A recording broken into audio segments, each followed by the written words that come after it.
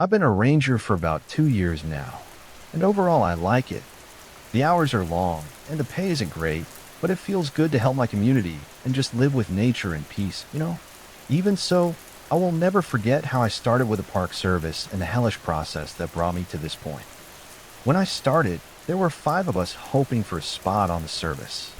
Bruce, Claire, Miguel, Laura, me. The deal was simple. 3 months on fire watch, and you become a full-fledged park ranger. I just dropped out of college when I signed up to the service. My scholarship and my grant prospects were ruined by a professor who's a known hard-ass. The guy had a 65% fail rate among students. His class was also required for my field of study. After 3 attempts, the college took away my grant, and the scholarship program pulled their backing. I was left with no job, very little money, and pissed off parents who couldn't understand how I could fail a class that was so important. Well, I needed a job and I needed it quickly. But the ad for this one should have been a red flag from the get-go. I still remember what it said. Wanted. Individuals looking for immediate hiring, offering full-time employment after a 3-month probationary period with the forestry department. Must be willing to live in the park during the probation period. Serious applicants only. Now, all I really read was the bit about full-time employment and living in the park. My parents' house wasn't really cutting it, so I called the number on the ad and I learned that they only had one spot left.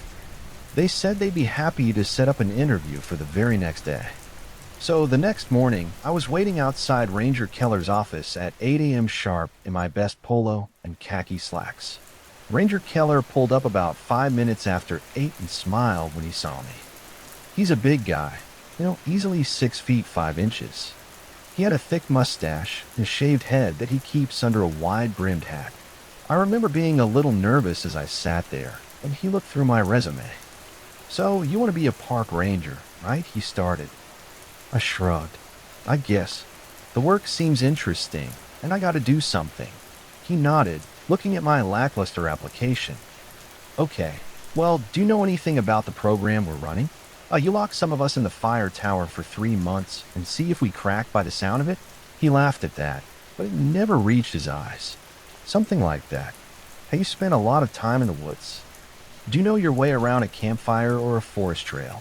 I told him I'd been in the Scouts since I was 6 years old.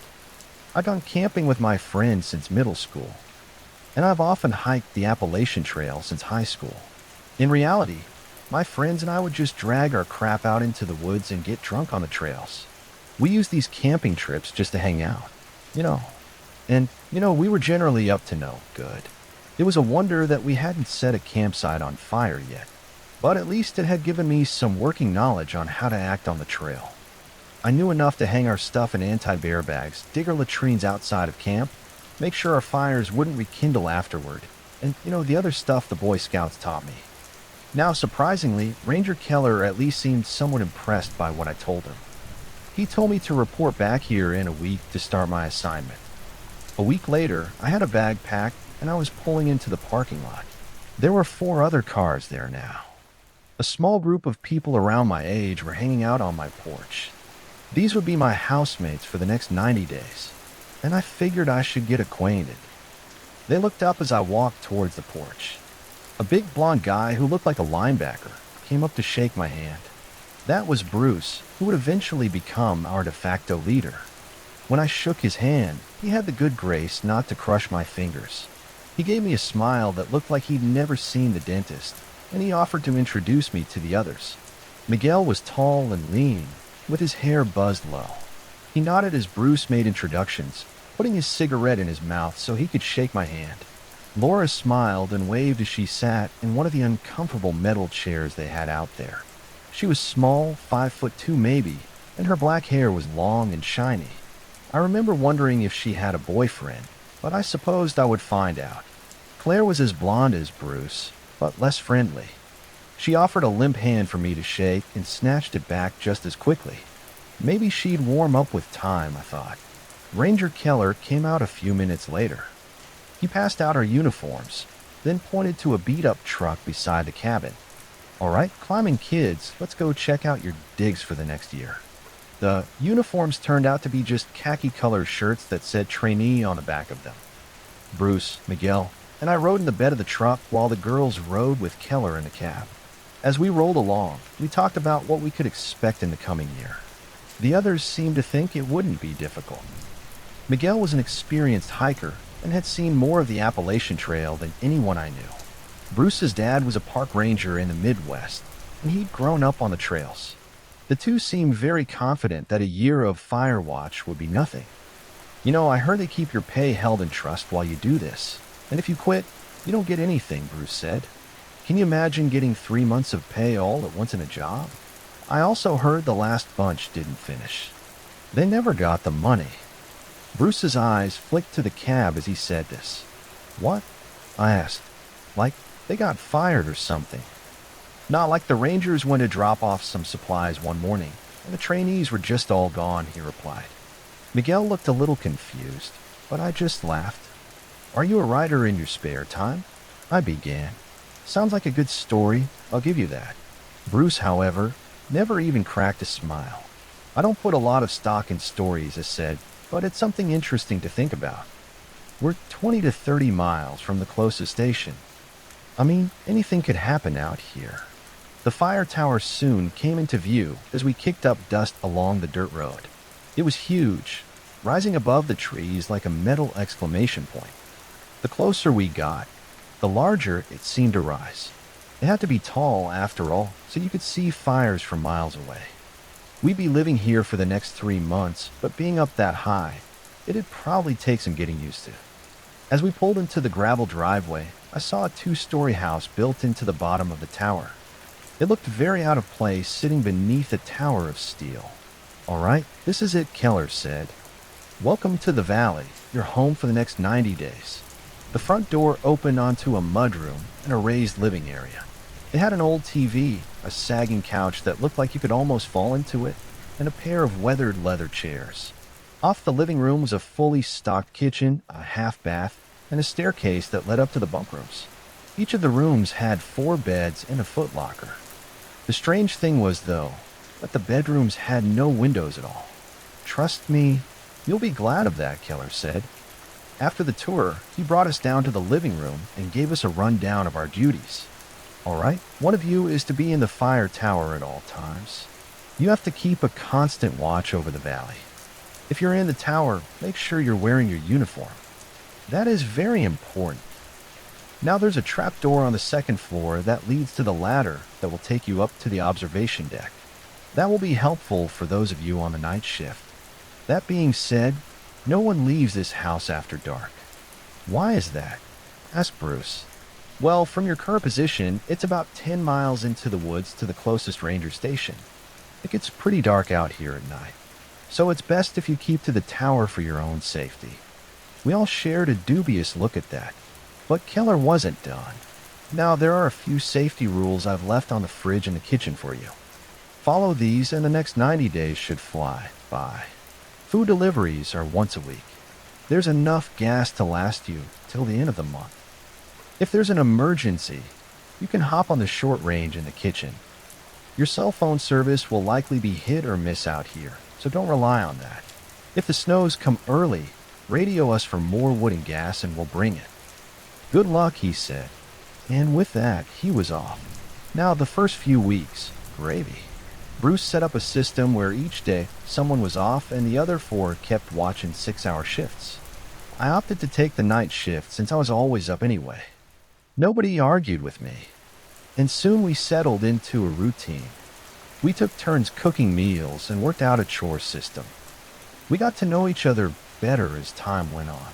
Miguel and I bonded over our taste in bands, and Laura and I actually had similar tastes in horror movies. Clara never seemed to warm up to anyone besides Bruce. Meanwhile, Bruce seemed to get along with everybody. The first 2 weeks seemed to fly by, with very little to report.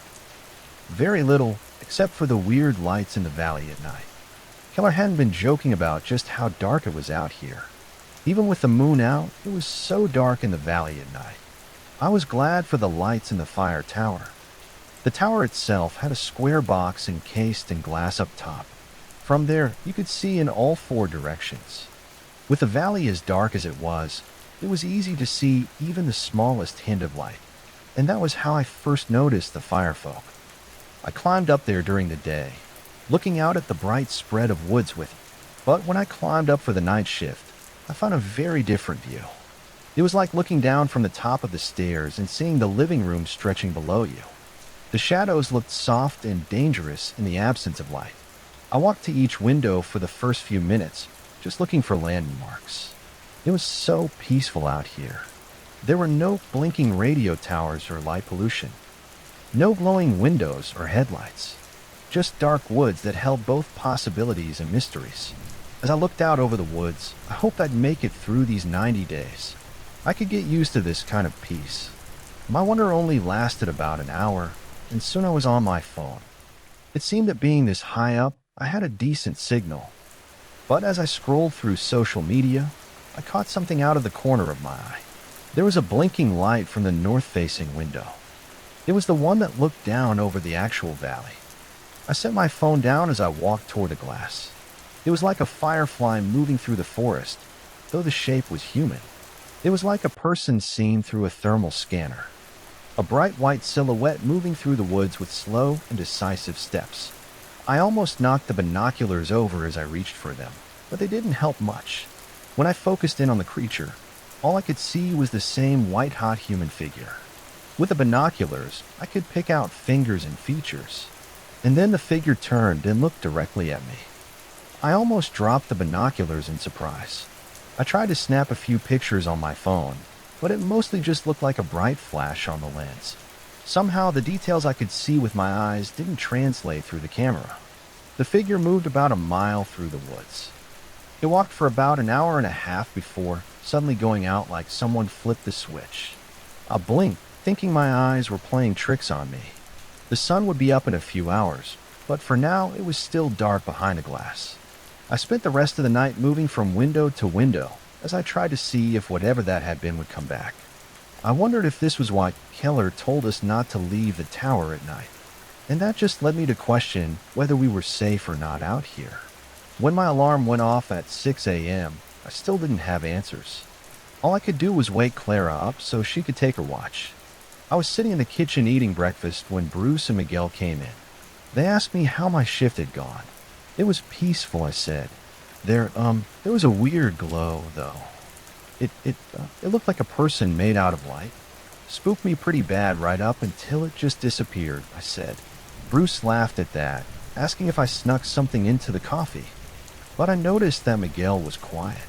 Maybe I hadn't been the only one to see something. We spent the morning doing a few chores around the station. At about 5, I decided to lay down for a few hours before getting up for watch again. Miguel had the watch again that night till my shift. I set my alarm for about 11:30 so I could have a word with him before he turned in. Throughout the day, he'd open his mouth like he wanted to ask me something, but he didn't say anything. And I felt sure that he'd seen something last night too. That night, I struggled to get up as my alarm went off. When I pushed the trapdoor open, I saw him jump a little before seeing that it was just me. "Couldn't sleep, huh?" he asked, handing me a cup of coffee. There was a fresh pot warming on a hot plate. I just woke up. Figured I'd come up here. "How's it been tonight?" I answered. He looked over at the north face of the tower, as if looking for something. And not too much. Been pretty quiet since sunset. The way his eyes lingered on the window, though, it made me wonder. "Miguel, can I ask you a question? Have you ever seen anything up here after dark? Like, in the woods?" Miguel laughed, and I figured he would deflect before his smile slipped a little. "Maybe," he said. All right, I don't know. Sometimes it seems like my eyes are playing tricks on me. Sometimes. Do you see glowing people in the woods?" I asked, and the way he looked at me was all the answer I needed. He told me that on the first night, he just assumed he dozed off for a minute. Before this job, he'd been working the day shift at Waffle House, so being awake after 9 wasn't something he did often.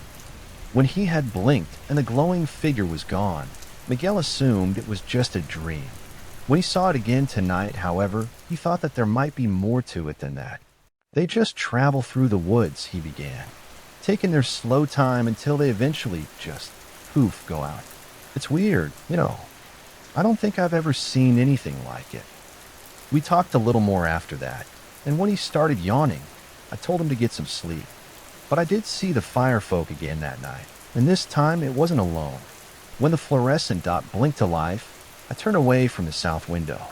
It seemed like the human-shaped blip had come to life in the same spot as last night. As it made its way toward where it disappeared last night, another came to life. It was a little deeper in the woods than the first, but it still made its slow way through the woods toward whatever it was traveling to. I wondered why they didn't burn the woods as they traveled. The path they left behind, it was always dark. Whatever made them glow must not produce any heat at all, I thought. Just like the night before, they traveled for about an hour and a half before suddenly just winking out. And that was how the first 2 weeks went. I actually started looking forward to seeing the firefolk at night. That was when I started calling them. When I told Miguel, well, he decided it was as good a name as any. They never appeared during the day, or if they did, nobody ever saw them. On the nights when Laura took over from Miguel, she never reported seeing them. But Miguel and I both suspected that she was too buried in her phone to notice them. It actually brought us together, made us friends, and we spent a lot of time thinking about what they might be. Then, on a night midway through the next week, something changed. When I came to relieve Miguel, he pointed to a little, in the North Valley, and said we had guests. Hikers, probably, he said with a shrug. I haven't seen any firefolk yet tonight, but maybe they're shy around strangers, huh? He left for bed after a while, and I settled in for another night of watching the woods. I kept an eye out for the firefolk, but the campfire down below kept drawing my eye. I hadn't seen anyone camping out there at night. The season was a little chilly for all but the most determined hikers, and it was interesting to think of someone besides us in the valley. Their fire was blazing high, probably to keep away the chill. It gave me a shiver to think about camping on a night like this. It was a little later when the firefolk blazed to life that night. To my surprise, there were much more of them than I'd expected. They appeared in their usual spots, but their route took them towards the fire blazing in the distance. There were 2 of them at first, but a third was coming from behind the campers. The white-hot figures were brighter than the campfire. As they got closer and closer to the campers, I couldn't understand how they hadn't seen them yet. How could they not see the glow that was coming out of the woods right towards them? As they surrounded the campsite, all 4 lights suddenly just went out at the same time. The campfire and the 3 firefolk were all just gone, and I was left just looking into the darkness. After a few minutes, I reached for the radio on the table. I double-keyed the mic as we've been instructed to do. Dispatch here. Go ahead, fire Tower 4. Ranger Keller's voice crackled through the radio. I thought about how to begin before finally just deciding to tell him what I'd seen. Yeah, I have a campfire in the valley, about 10 to 15 miles from the tower, and it just suddenly went out. Keller was silent at that. Yeah, no one's supposed to be in the valley after dusk. It's policy. Sounds like you've spotted vagrants or something. Can you confirm how many were there and their general location? No clue on the numbers, it said. I looked at the map on the table, and I tried my best to estimate by flashlight. But yeah, they were near the North Basin when their fire just went out. More silence. When Keller came back on, there was something different in his voice. All right, roger that. We'll send someone out at first light to check. All right? If you see their fire pop up again, let us know. It's been dry lately, and a wildfire this late in the season could be pretty bad. Dispatch out.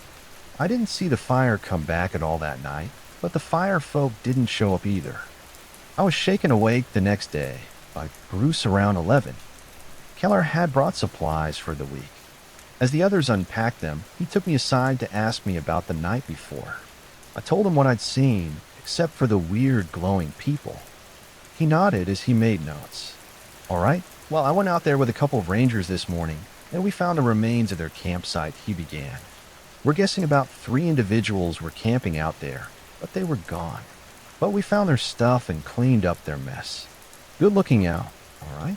And I'll be sure to put your name on the report. He turned to go, but I was still curious about something. "Sir, have you ever seen anything in the woods at night?" He gave me a look that told me he knew what I was talking about, but he wouldn't say so unless I was willing to say what I'd seen. It's funny you ask," he began. "I have seen a good many things out here at night." "What specifically do you mean?" he asked. I opened my mouth a few times, wanting to tell him, but not wanting to look crazy. And finally, I don't know why, but I decided I'm not saying anything. He then wished me a good day and left, kicking up dust and pulling off down the road. I was off that night, but when someone shook me in the wee hours of the morning, I woke up in a panic. It was Bruce, and he looked scared out of his mind. "I need to show you something I've never seen before," he said. I followed him back up the ladder and had to squint when I came to the top. The valley was brighter than it ever was. I could see more glowing figures than I'd ever seen. There were easily 7 or 8 of them moving around out there. Bruce seemed to be watching me for some kind of reaction. When I didn't appear surprised, he guessed that this wasn't the first time I'd seen them. "I call them firefolk," I told him. "Miguel and I see them every now and again. They don't seem like they want to bother us. So, I don't know, we just sort of keep an eye on them. But they're definitely kind of cool looking." Bruce calmed down a little after I told him it wasn't something new, and that's how we brought in a third into our little secret. Bruce kept a close eye on them after that, and we talked quietly about them some nights. I stayed up there with him that night, telling him everything I'd seen, and when they all winked out at once, he was speechless. I didn't tell him about the campers, just as I hadn't told Miguel, and we kept the secret for as long as we could. That was the end of October, and November passed with relative ease. We busied ourselves with the usual day-to-day chores as we kept watch over the valley. Keller came once a week to pick up trash and bring us supplies. We watched as the leaves changed and the first snow came around Thanksgiving. The valley went from a vibrant fall landscape to a barren one shortly after. We were told to keep a special eye out for blazes this time of year. The fallen leaves and dry wood were especially susceptible to burning, and as the snow melted, I noticed the valley wasn't the only thing changing. We began to notice that the firefolk were getting closer. It began as a sort of migration from the valley. They always burst to life around the same area as they had the previous day before, but now they were appearing closer and closer each night. By early December, there were more of them than I'd ever seen.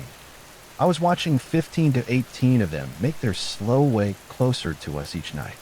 The closer they came, the more I remembered what Bruce told us in the back of the truck as we drove up to the fire tower for the first time.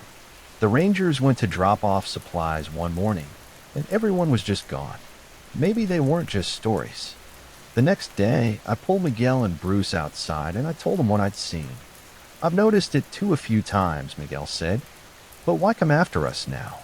We've been here for 2 months without attracting their attention. What's so special about now?" "Who knows," Bruce said. "Maybe they're just curious about us. Like they've been curious about the hikers last month. We decided it still might be a good idea to let the others know." And that went about as well as expected. Laura and Claire looked at us like we were crazy. And then Laura just laughed. She reminded us that Halloween had been over a month ago. It was a little late in the season for spooky stories, she said. When we tried to convince her that it wasn't a joke, Claire rolled her eyes at us for waking her up on her day off and went back to bed. Laura looked at her watch and reminded us to get some rest before tonight. We shrugged. We tried to tell them. And with any luck, nothing would come of it anyway. As Christmas kept closer and the end of our 90-day watch loomed, the firefolk continued to get closer. More of them are showing up now. And the glow was so bright that it would be difficult for anyone to doubt they existed if the bedrooms had any windows. I was starting to wonder about that too. How long have the Rangers known about this? What do the Rangers do about them? The light from the firefolk would be easily visible from the front porch if anyone wanted to stand out there after dark. And then on Christmas Day, they decided to make their move. We'd eaten well that day. Keller dropped off a ham and some holiday desserts. Bruce had even wrapped a couple of pine cones in newspaper to hand out for a laugh. Miguel was on the early night shift, but when I climbed the ladder at 11:30, Miguel looked worried. I could see why. The glow was brighter than it had ever been from the firefolk. You could see them from every side now. They were boxing us in, surrounding the tower, and there was no telling what they were going to do. "I think," Miguel said softly, "I think I'll sleep on the floor up here tonight. I don't think I'll be able to sleep knowing they're right outside the house." I nodded, feeling about the same. As the night went on, the glowing figures came closer and closer. Finally, I shook him awake and told him I was going to warn the others. "Look, if we can get everyone up here, maybe we can hunker down until the first. The Rangers must know some way to stop them," I said. But that's when something shook the bottom of the tower. I opened the hatch and I saw the brightness spilling into the house at the base of the ladder. The light was so blinding that I had to squint against it. And when I saw it shining at the bottom of the hatch, I pushed the trapdoor closed and locked it. There was banging from the trapdoor. Something pushed at the lid hard enough to make it splinter. But nothing came through. We tried the radio, but all we got was static. Miguel and I took up what weapons we could find. We found a fire axe and a crowbar under the desk, and we held on to them the whole night.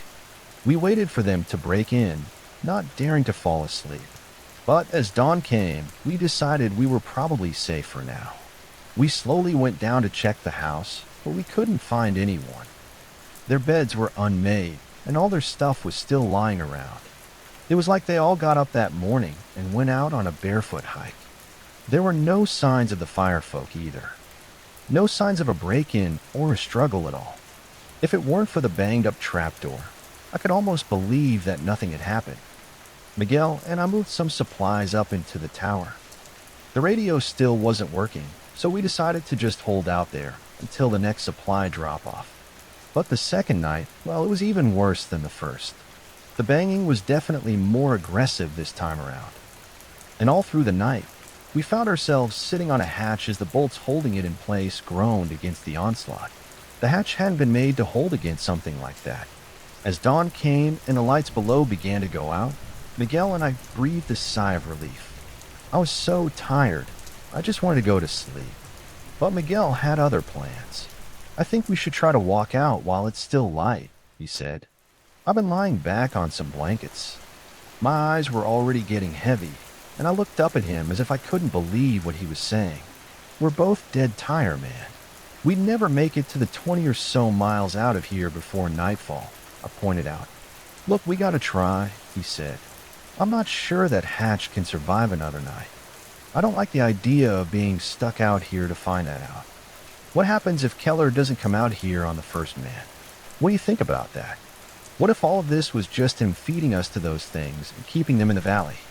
You remember what Bruce said when we first came out here? We wouldn't be the first group to just poof disappear. We went back and forth on it, and in the end, he packed up some of the supplies and left. That night's assault was much less violent than the night before. As I sat on the hatch, I wondered if some of them had gone after Miguel. I hoped they wouldn't find him. But I think I knew they would. I stayed in the tower for another 4 days and nights. My fingers started forming blisters from holding onto a fire axe every night. But when I woke up on the 5th day to a banging at the front door, I knew I'd survive. It was dawn, and I was never more grateful to hear another human being. Keller smiled up at me from the ladder. I had a good feeling about you. I'm glad one of you survived this round of probationary hiring. All right, now come on. We'll get you a uniform and show you the ropes." And that was how I came to work for the Forestry Service. Unfortunately, the firefolk weren't the strangest thing I would see in my time in the woods. It's been 2 years since Keller took me out of the woods in his old truck, but very little has changed in the park since then. We still don't allow camping in the valley, though we do clean up around 5 campsites within a year. Some people just don't listen. We also don't go into the valley after dark, no matter the emergency. We don't allow campfires in the valley, but you can still see a glow most nights if the skies were clear. And of course, at least once a year, I take 4 or 5 prospective rangers up to Tower Force so they can do their 90 days of probation. I asked Keller once why we take them up there when so few come back, and all he would tell me was this: "Kid, those aren't the worst things in these woods. There are worse things, weirder things out there. But if someone can survive the fire folk of the valley, then they've got a good chance of surviving the service. Remember this, son, if it ain't. Remember this, son. If it ain't us, it'll be the tourists. Lake Superior never gives up. Her and all the other Great Lakes. They have enough secrets that would put a church boneyard to shame. As an underwater search and recovery team, we do what we can to bring those secrets back to the surface. For the cops, the grieving families, for justice. But sometimes, when the lake gives us a glimpse of what they're hiding, some of us don't live to tell the tale. I grew up around Duluth, but I've traveled across all the states around them. There are caves beneath those lakes, trenches so deep you couldn't see the sun after a certain point. And in those caves are currents that will take you and never let you go. This isn't to scare anyone off from visiting, but be careful while you're there enjoying nature's bounty. Otherwise, I might get a call about you one day. I'm a diver. I've been diving in the Great Lakes since I was young. I can remember snorkeling with my brother when I could barely swim. Growing up, we'd push each other to dive as deep as we could in those crystal clear waters. I ended up joining my college dive team, as well as the rowing team. And after college, I decided I wanted to learn more. I learned as much as I could about diving. I became a volunteer diver for the local sheriff's department before finally joining their underwater recovery unit. UWRU dives all over the state, but most of my calls are for people who had been lost in the Great Lakes region. It's a lot of water, and it's easy to get in over your head, so to speak. I've seen a lot in my 5 years on the team, but I've been okay so far because someone was there to teach me the rules. On my first day on the team, I met with my partner, Michael Drake. Michael had been diving in the area for decades and was a legend in his field. He'd saved a bunch of cave divers a few years back. He has been finding bodies and lost items in the Great Lakes since I was a kid. He was the go-to guy for body recovery, and my supervisor said he'd ask for me personally. I've heard good things, he said, shaking my hand as I took a seat. You're top of your class at Michigan State, took the dive team to nationals, and you had nearly 500 registered dives. That's impressive for someone so young. I was tickled, but when he got serious, I knew he wasn't just gassing me up. Diving with the UWRU is a little different from what you're used to. Volunteer divers play by their own rules, he began. But here, we have set protocols that we follow when we dive. They may seem silly, but they're the sorts of things that could save your life. So listen closely. Now, some of them were simple enough, and were things I already did when I dived. Check your gear before you dive. Always put out your safety markers. Dive in pairs whenever you're on UWRU business. Don't do long dives in caves you don't know. These were simple rules that most divers followed, but Michael had some that made less sense when I started out. They were rules that made more sense the longer I dove with him. Like the rule about swirling algae. This is what he told me. If you see algae floating on the surface, that's fine. But if you see it moving in a circle, pack your gear and leave the area. Okay, so that one seemed strange at first. I'd never actually seen algae swirling in a circle. The first time we encountered it, I was half in the water when he grabbed me by the shoulder. He was an older guy, like I said, but his strong grip left me no room for argument as he walked me back out of the water. Pack it in, he said, taking off his mask and walking back to the truck. What? Why? I asked, walking strangely in my swim fins. This is the spot they think the kid disappeared in. We were looking for a boy about 7. He'd gone further down. This part fed into a river, and this stretch of water in particular had a lot of roots and snags where a body could get caught. We were starting here because it seemed the best place to find him. The plan had been to work our way back up the stream. Now, it seemed my partner was giving up, and I was very curious to know why. The algae, he said. It's circling. He said it matter-of-factly, like it was as obvious as the mask on my face. And I said, needing a little more than that. He sighed and rolled his eyes. Rule 7. We don't swim when the algae circles. As I took my gear off, I heard him call the head office and tell them that we'd found the kid. He said the spot was good and the algae was circling. He also said we would give it another half hour and then go retrieve what was left. I was as confused about what he was saying as I was by the situation. What was down there, and why couldn't we go get this kid? As he hung up the phone, he went to sit on the tailgate, tapping the spot beside him. Sorry, kid. I forgot you're new at this. We don't go diving when the algae circles. It means there's something down there that could be dangerous for us. I looked at the swirl of green. The path it took was almost hypnotic. I wondered what could be beneath the surface. What is it? I asked. Yeah, I got no idea, Michael said. Not sure I really want to know. But sometimes it appears, and when it goes away, there are signs left behind that something was there.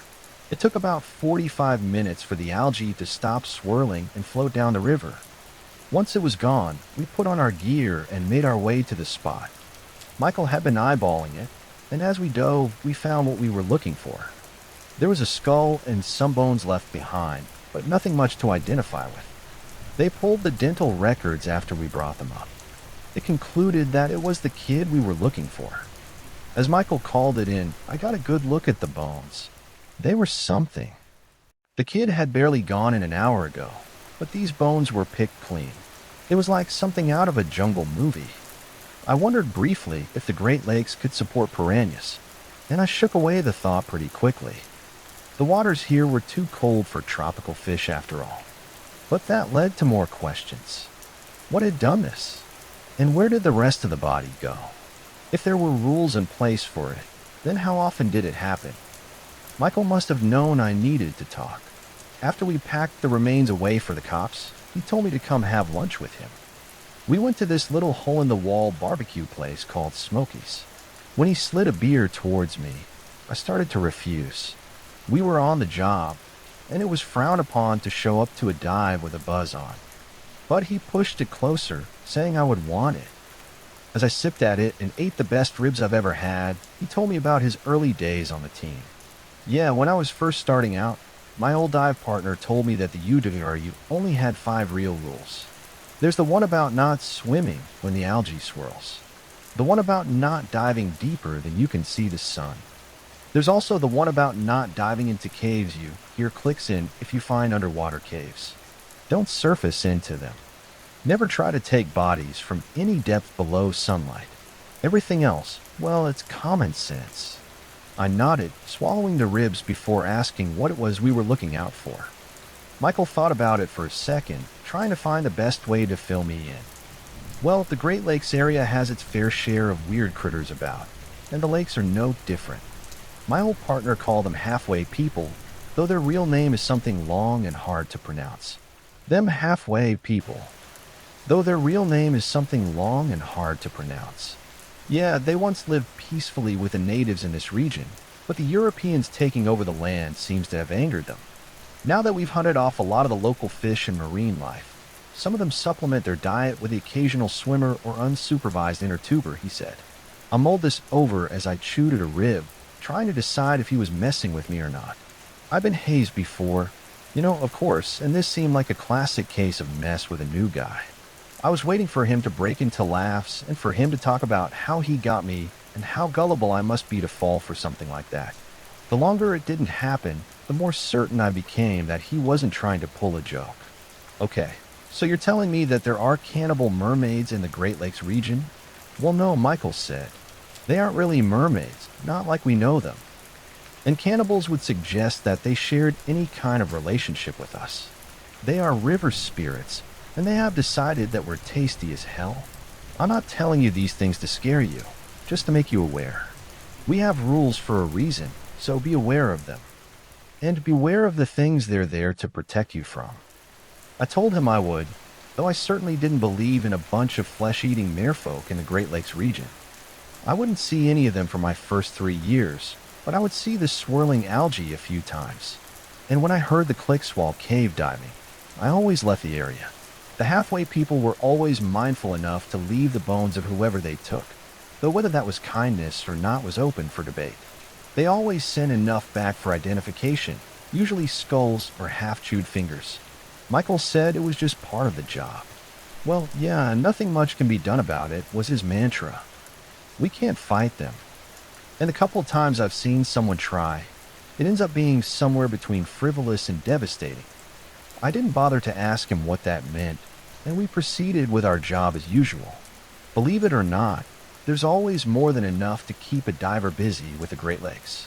If it isn't missing persons, then it's lost vehicles that have gone into a body of water, or running the magnets or metal detectors for goods used in crimes.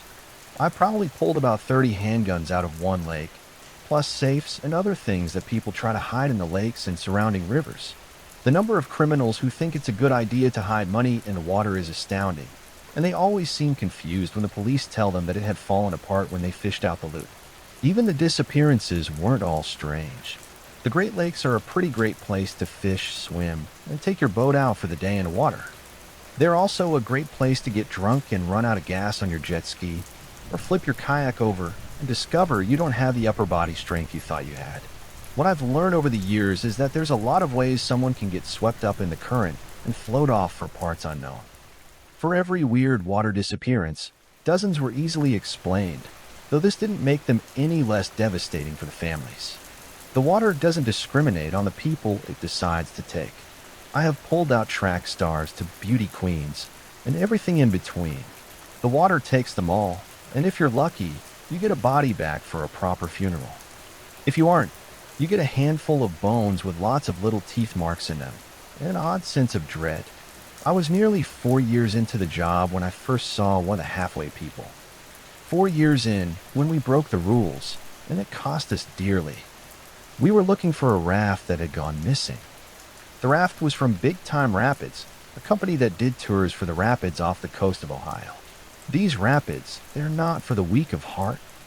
The troop of Eagle Scouts who tried to conquer them started out with 4 rafts, 20 scouts, and 4 scout leaders. When they came to the end, they had 3 rafts, 17 scouts, and 3 scout leaders. 2 of them had fallen off when the raft was swept into a narrow offshoot, and they had been pulled from the water just fine. The other 3 scouts and their scoutmaster had been swept into a ravine and were now lost. The Park Service tried to find them from the air, but they couldn't spot any sign of the missing scouts. Search parties had been equally as unsuccessful. It was eventually decided that a team would need to follow them up the passage to retrace their steps. In the end, they hired us, and we took a small raft up the stream they were last seen in. The passage would have been difficult to see from the air, with the dense tree cover around it, and the cliffs on either side were so steep that the search teams couldn't even get close to the ravine. The scouts would have had no more luck in steering their raft than we would. We held on as we were bounced around mercilessly by the rapids. There was no steering or paddling. The path was too narrow, and so we were swept along as we hunkered down and tried not to get tossed out ourselves. I saw some scuffs along the rocks and some broken plastic pieces that might have been in or once. And for half a second, I thought I saw a long red streak before we came skipping out into a small open pool in the middle of the canyon. It was fed by several different streams and continued into a dozen others that I could see. From the middle, however, the water was calm and the raft floated idly without using our paddles. As we sat there, Michael decided that this was where we should look. Okay, yeah, if they came into here, then they no doubt came to rest somewhere nearby. If they sank, then we could find their raft and radio for help. If not, then we can pick a stream and press on, he said. So we got our gear on and rolled out into the placid waters of the pond. Looking down, I immediately knew we were in for a swim. The blue went deeper than I'd ever seen, and it wasn't until you really looked that you realized how deep it was. The pond seemed to go on forever, and the shore was lined with little eroded shelves that came up from the dark like monstrous teeth. On one of these was the ragged remains of a raft, and caught up in the debris was the body of a man. He was tangled up in one of the ropes, floating calmly in the depths. He was just about at that line, the imaginary line that we didn't cross. Rule number 3, don't dive deeper than where you can see the sun. Michael seemed to weigh his options before acting. Coming to a decision, he grabbed some rope and handed the end of it to me. He then signed out that he was going to attach it. When he has it tied snug, he wants me to pull it back up, and he would follow with the raft. I nodded, made a circle with my thumb and forefinger as he swam down to set it up. I watched him go, keeping a hand on the boat for stability. It wasn't much. It was a 5-man boat we got from the same company the scouts had gotten theirs from. He was swimming back up, ready to help me with the rope, when a bright red flash stopped in mid-swim. It was hard to see through the water, but I was sure there was something poking through the front of his wetsuit. Suddenly, he was pulled into the depths, and whatever got him seemed a hell of a lot stronger than I was. He was reeled down like a fish on a line, and before I could stop myself, I was swimming after him. I knew the rules. We never went into water too deep to see the light. But I didn't care. I needed to save him, and I was going to help Michael. But as I followed him, I could see something growing large as I followed the trail of blood. It was a honeycomb of caves dug straight into the side of the rock. I stopped and gawked at it for a second, in awe of how much effort something like this must have taken. I didn't think at the time that they'd been made by the hands of anything, and figured that they were just strange, natural occurrences. The Great Lakes region was full of weird stuff. I figured this was just some odd, natural phenomenon. I didn't know the caves, no more than I knew the basin we were diving in. All I knew was that Michael had been dragged down, and the blood in the water was clear enough to follow his trail. As I headed lower, I took out my knife so I could mark my path. Cave Exploring 101 is always don't explore caves that you don't know. I knew this. That was first day stuff. So as I swam deeper, I scratched the wall so I wouldn't get lost when I needed to escape. It was easy enough to mark the walls, and the surface was smoother than I thought could occur naturally. There was no pebbling or rocks poking out. The walls were uniformly smooth as I followed them deeper into one of the caves. And the deeper I went, the more I heard the clicking. The clicking rule was another one I never really had to use. The caves we dove in were usually well traveled, and the clicking I heard was usually just rocks falling. This was different, though. That sound, I never heard it underwater before, and it made me a little dizzy when it came too close. I wasn't sure what it was, but I could feel the hairs on the back of my neck stand on edge as I swam deeper. Suddenly, the tunnel we were in pitched upward. I followed it up and found myself in an underground cave system. And just like that, I've broken another one of our cardinal rules: do not surface in caves. As soon as my flashlight came out of the water, that rule made a lot more sense. The cave I was in was huge, with the ceiling hanging what seemed like miles above me. Stalagmites hung down like dripping teeth above my head. The flashlight I brought with me could only create a tiny island of light. Anything beyond 3 feet ahead of me was pure darkness. I turned in a circle, trying to get my bearings, and as I did, I realized I could hear a noise in the nearby dark. It was a chewing sound, something like raw chicken being eaten with a toothless mouth. I spun around trying to find the source, and then my flashlight landed on 4 creatures that would haunt my dreams forever. The name Halfway People, it made so much more sense after seeing them. Have you ever heard the original Little Mermaid story? The one where they cut her fin in half to make legs, and each step looks painful. That's what these things look like. They were blue, their scales throwing up refractions on the walls and floors. Their arms and legs looked like flippers that grew out wrong. Their fingers were too thin, their feet too thick, and their heads were the worst. They had human heads, but the lips and eyes were all wrong. Some of their lips were too thick. Some of them had eyes that were barely there, but they all had teeth like jagged rows of sewing needles. They were hunched over something, bending down to tear off hunks of flesh. When the light hit them, they all sat up and hissed at me. The gills on their necks flared open like wounds to reveal the red flesh underneath. And I saw Michael in the middle of it all. His dead eyes stared up at the ceiling as pieces of him were scattered among the rocks. I quickly dove back into the water and began kicking frantically back the way I'd come from. My whole way back, I kept hearing the clicks I'd heard earlier, but now they meant something different. They were hunting me, tracking me through the tunnels. My blood ran cold, even as I swam as fast as I could out of those tunnels. I could be speared at any minute, the Halfway People swimming out to corner me from any of the tunnels I had to swim by. I would be caught, just like Michael was. I would be dragged back into the darkness to join him. These tunnels were their home, their territory. I made myself slow down and look for the marks I'd made on the way down, but I worried I wouldn't have enough oxygen to make it. The needle on my tank was a little under halfway down the gauge. I needed to calm myself down, or else I'd use up my oxygen. I was probably about a quarter of the way out when something else joined the clicking. It was a scraping noise this time, like claws on stone, and it was getting closer, much closer than the clicks. I had my knife in my hand, but I didn't think it'd do much good against those things. So I started swimming faster, probably wasting more oxygen than I needed to. My arms were burning as I pushed myself beyond my limits, and the same thoughts kept running through my head. They could get me, eat me, and I would die beneath the water without ever having seen the light again. When I finally saw sunlight again, I almost yelped with joy. And when I rolled into the boat at long last, I cut the tethers and I stripped off my tank and fins.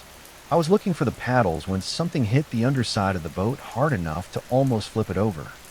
I grabbed the oars and was soon paddling for my life as I made for one of the narrow streams on the other side of the lake.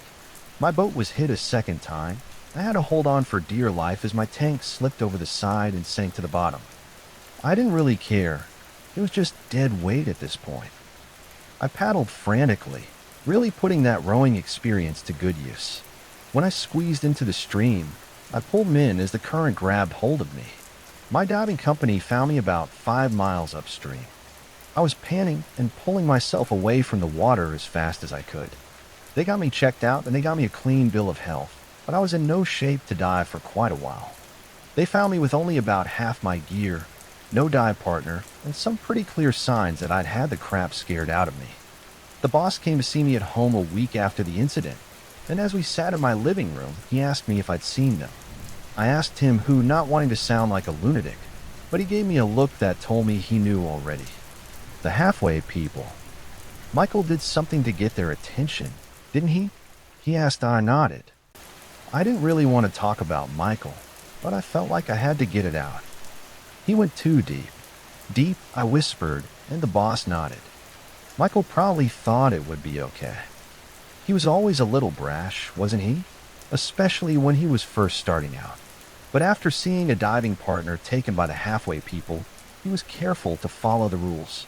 Was it your first time seeing him? I nodded, and he patted my shoulder in a knowing way. It's always difficult after the first time. If you want to quit, I understand. But I wish you wouldn't. You're a great diver, maybe even better than Michael, and I need someone like you on my team. Why don't you think about it and get back to me? It took some time, a long while I suppose, but I did eventually get back in the water, and over time I began to feel comfortable with doing dive missions again. Even so, I was careful to follow the rules after that, and I always make sure that the new guys understand just how important they are. We don't swim where the algae circles. We don't go into caves when we hear the clicks. We don't surface in underwater caves we are unfamiliar with. And above all, we never ever dive so deep that the sun can't touch us. I know what lies beneath the surface now. I just hope no one else has to. The way I see it, if you don't know that I exist, then I'm doing my job correctly. My name is Ben McFarlane, and I work as a municipal sewer inspector in the town of Tahama Sound, Ontario. It is not the most glamorous job, but hey, somebody's got to do it. And it puts food on the table. You'd probably think that working as a sewer inspector isn't that exciting. And yeah, for the most part, you'd be right. Most of the time, all I'm doing is checking the pipes for damage. Unless there's a reason for me to investigate a certain area, most of what I do is routine inspection, which helps ensure that the sewers remain in good working order. Trust me, nobody wants to see what happens when they aren't. Thankfully, a lot of what I do can be done without me needing to crawl through pipes. I can use a small camera to help me do the inspection. But with some of the larger pipes and cisterns, I need to actually go inside and take a look. It's never the best part of my day, but like I said before, somebody's got to do it. Going down into the bigger tunnels is always a little unnerving. Part of it is the claustrophobic atmosphere, and part of it is the knowledge that you're basically standing in a river of literal human waste. I can deal with it now, but back when I first started, the smell alone was darn near impossible to deal with. Ask most sanitation workers, and I'm sure they'll have stories about what they found in the sewers before. Heck, most of it isn't even stuff that people flush down the toilet. It's the stuff that people drop down manhole covers, or the stuff that gets washed into the sewers by the rain. Dead animals are surprisingly common, as are kids' toys. I found an entire bicycle in the sewer once, and I've got a buddy who found a loaded gun down there. Somebody probably thought they'd get rid of it by tossing it in the sewer. Someone was wrong. But of all the strange things I've experienced during my time working in the sewers, none of it compares to the stuff I see in the pipes on the southeast side of town. The things down there. I don't usually like to talk about them. Heck, I might not even be legally allowed to talk about them. I guess we'll find out, won't we? I've had a few drinks tonight, and I'm feeling particularly chatty. So why not spill the beans? Hey, maybe somebody out there will tell me something I don't already know. I've been on the job for about a year or so before getting sent to the southeast side of town. It's closer to the lake and the downtown area, so there's some deeper pipes there. I'd always figured that there was a reason they only really ever sent certain people down there. I heard that those tunnels were old and a little labyrinthian. Anyone who didn't know what they were doing could very easily get lost. But after we got hit with a very nasty rainstorm back in summer of 2013, they needed to send someone down to check on some sensors, and I just so happened to be one of the guys who was available. A bad rainstorm can push a sewer system to its limit, so it really wasn't that surprising that we'd gotten that kind of call, and at the time, I didn't think there was anything that strange about it. My supervisor told me to head down towards the pump house on the southwest side of town like it was any other priority inspection, and I went along with no questions asked. It was a few streets away from downtown. I'd seen it before, but never had a reason to go inside until then. I was working with a couple other newbies at the time. A guy by the name of Stuart Long, who'd only been on the job for around 3 months or so, and another guy by the name of Tomas, who'd started around the same time that I had. We'd arrived at the pump house, and when we got there, we noticed another team waiting on us. This wasn't too shocking either. Depending on the size of the job, they might have sent some other guys in to help us handle it. The guy in charge was an older man who looked to be pushing 60. He had sort of a Santa Claus on summer vacation look, with white hair, a short white beard, a big beer belly, and a no-nonsense expression. He watched us get out of his truck with a look of stern disapproval before huffing and trudging over to us. "Where's the usual fellas?" he asked. "I don't know." "Out? They called us," I replied. "Oh my God, you ever worked on the Southeast Approach Channel before?" he asked. Yeah, we've been in the ones on the north side of town." I said, "That's not what I asked, kid. Have you ever worked in this one before?" Something about the way he asked this question struck me as a little odd. I'd worked in an approach channel before. I knew the drill. What did it matter which one I'd worked in?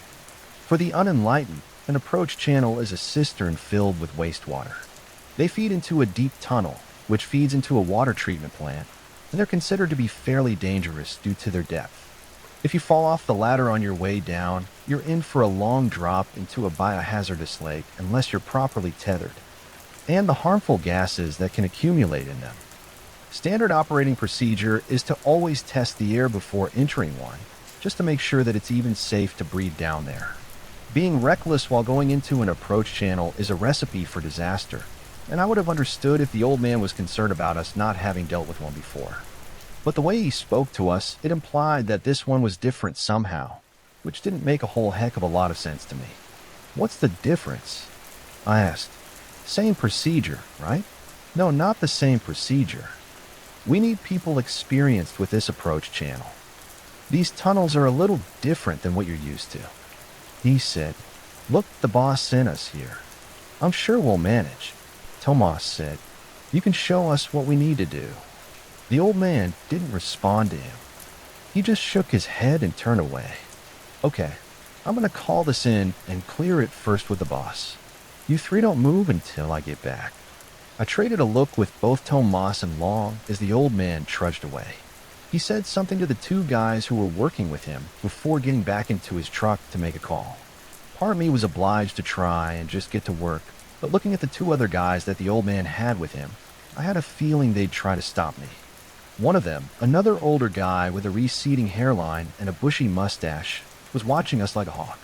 So we waited. After a few minutes, the old man got out of his truck again, said something to his buddy with a mustache, and trudged back over to us. "Bad news, fellas. Looks like our usual company is retired. I guess you're the replacement. So, can we get to work?" I asked. Yeah, we can get to work, the old man said. Come on, let's get going. With that, he turned and led us into the pump house. Well, I suppose I might as well introduce myself. Name's Troy. My colleagues here are Craig and Peter. He gestured to the two men who were with him, Mr. Mustache, who I assumed was Craig, and the other guy, who looked to be in his mid-30s and had sunken eyes, as if he hadn't slept in a few days.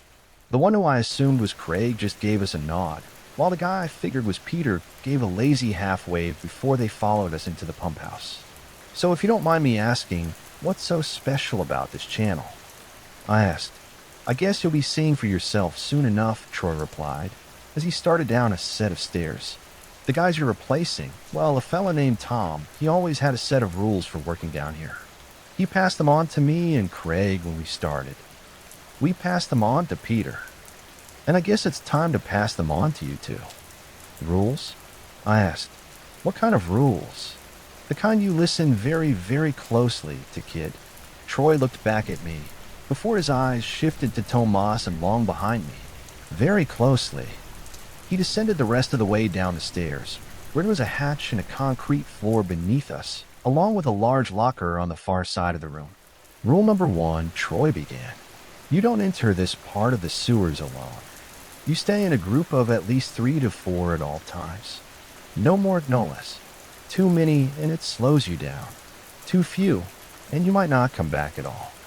He trailed off, watching as Craig cracked open the hatch to test the air inside. Rule number 2. You do not enter this part of the sewers without a gun and a radio.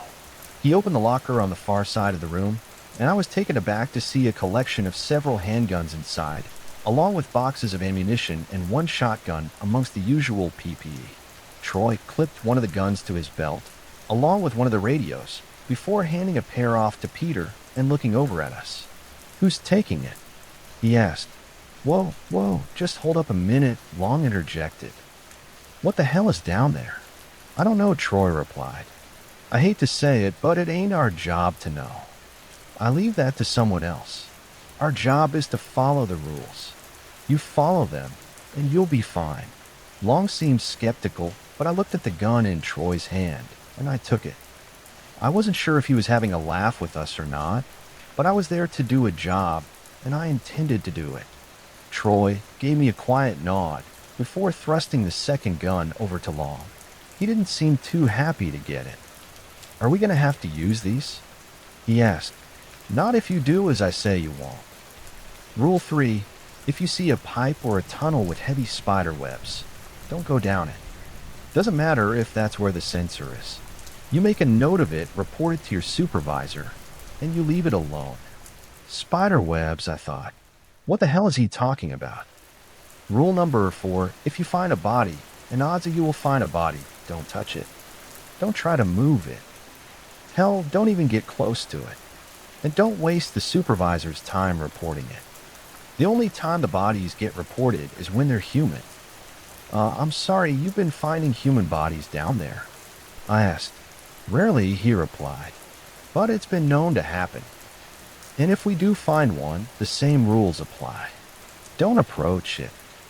Don't touch it. Stay as far away as possible. I could see some of the color draining from Long's face. Rule number 5. If you see anyone else down there, you are not to interact with them. You do not follow them if they try to lead you somewhere. If they ask you for help, you do not help them. I don't care if they're crying and begging. You leave them alone. You report it to your supervisor. There are people down there. I asked. Normally, oh. Far as I know, Tom only ever ran into a couple during his career. I've only ever seen one. Look, like I said, best to leave them alone. Why? I asked. If there's someone stuck down there, we'd have an obligation to help them. That would be very ill-advised, Troy said. You don't want to anger the things that are down there. Which leads me to Rule 6. Avoid killing anything you come across down there. They're not yours to kill. And if you have absolutely no choice, if you have to break that rule for the sake of self-defense, then we leave immediately. That's rule number 7. You're safe down there, Craig said, interrupting our conversation. Good. All right, let's get suited up. Oh, and rule number 8, the final rule. If anything happens to any member of our team, we leave immediately. We don't go after them. We don't try to help them. We leave immediately. Is that clear? Look, I don't care if it's me begging you for help. You leave me behind. Long and I remained silent, neither of us entirely sure how to react. Troy had made it sound as if we were about to descend into a level of hell. I couldn't imagine what the hell could possibly be down there to elicit a list of rules like that, and I wasn't entirely sure I wanted to find out either. Well, are you fellas getting ready or not? Troy asked as he put on his PPE. The quicker we get down there, the quicker we're out again. If this is so dangerous, why are they sending us? Long asked. Shouldn't they be sending, I don't know, the cops or something? They tolerate us being down there, so long as we don't disturb them.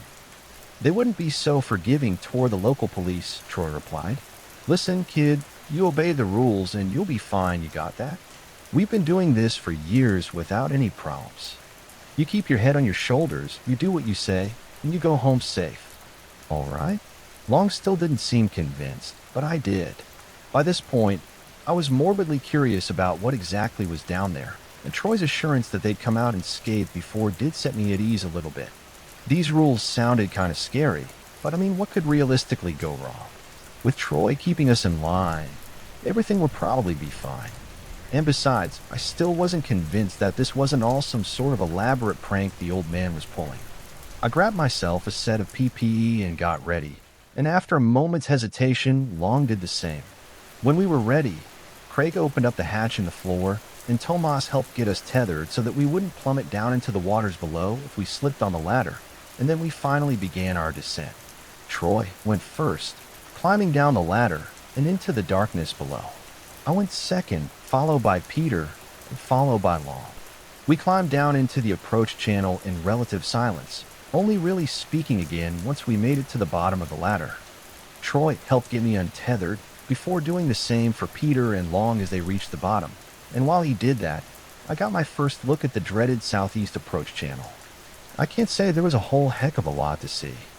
The walls were boxy and flat, and the dirty wastewater trickled over my boots and into the pipe, sending it even deeper through the sewer system. The sensor should have been mounted on the ceiling, and I traced the black conduit line with my flashlight as I searched for the sensor they connected to. Peter and Long stayed back as Tomas and Craig lowered our tools down after us, while Troy came up behind me.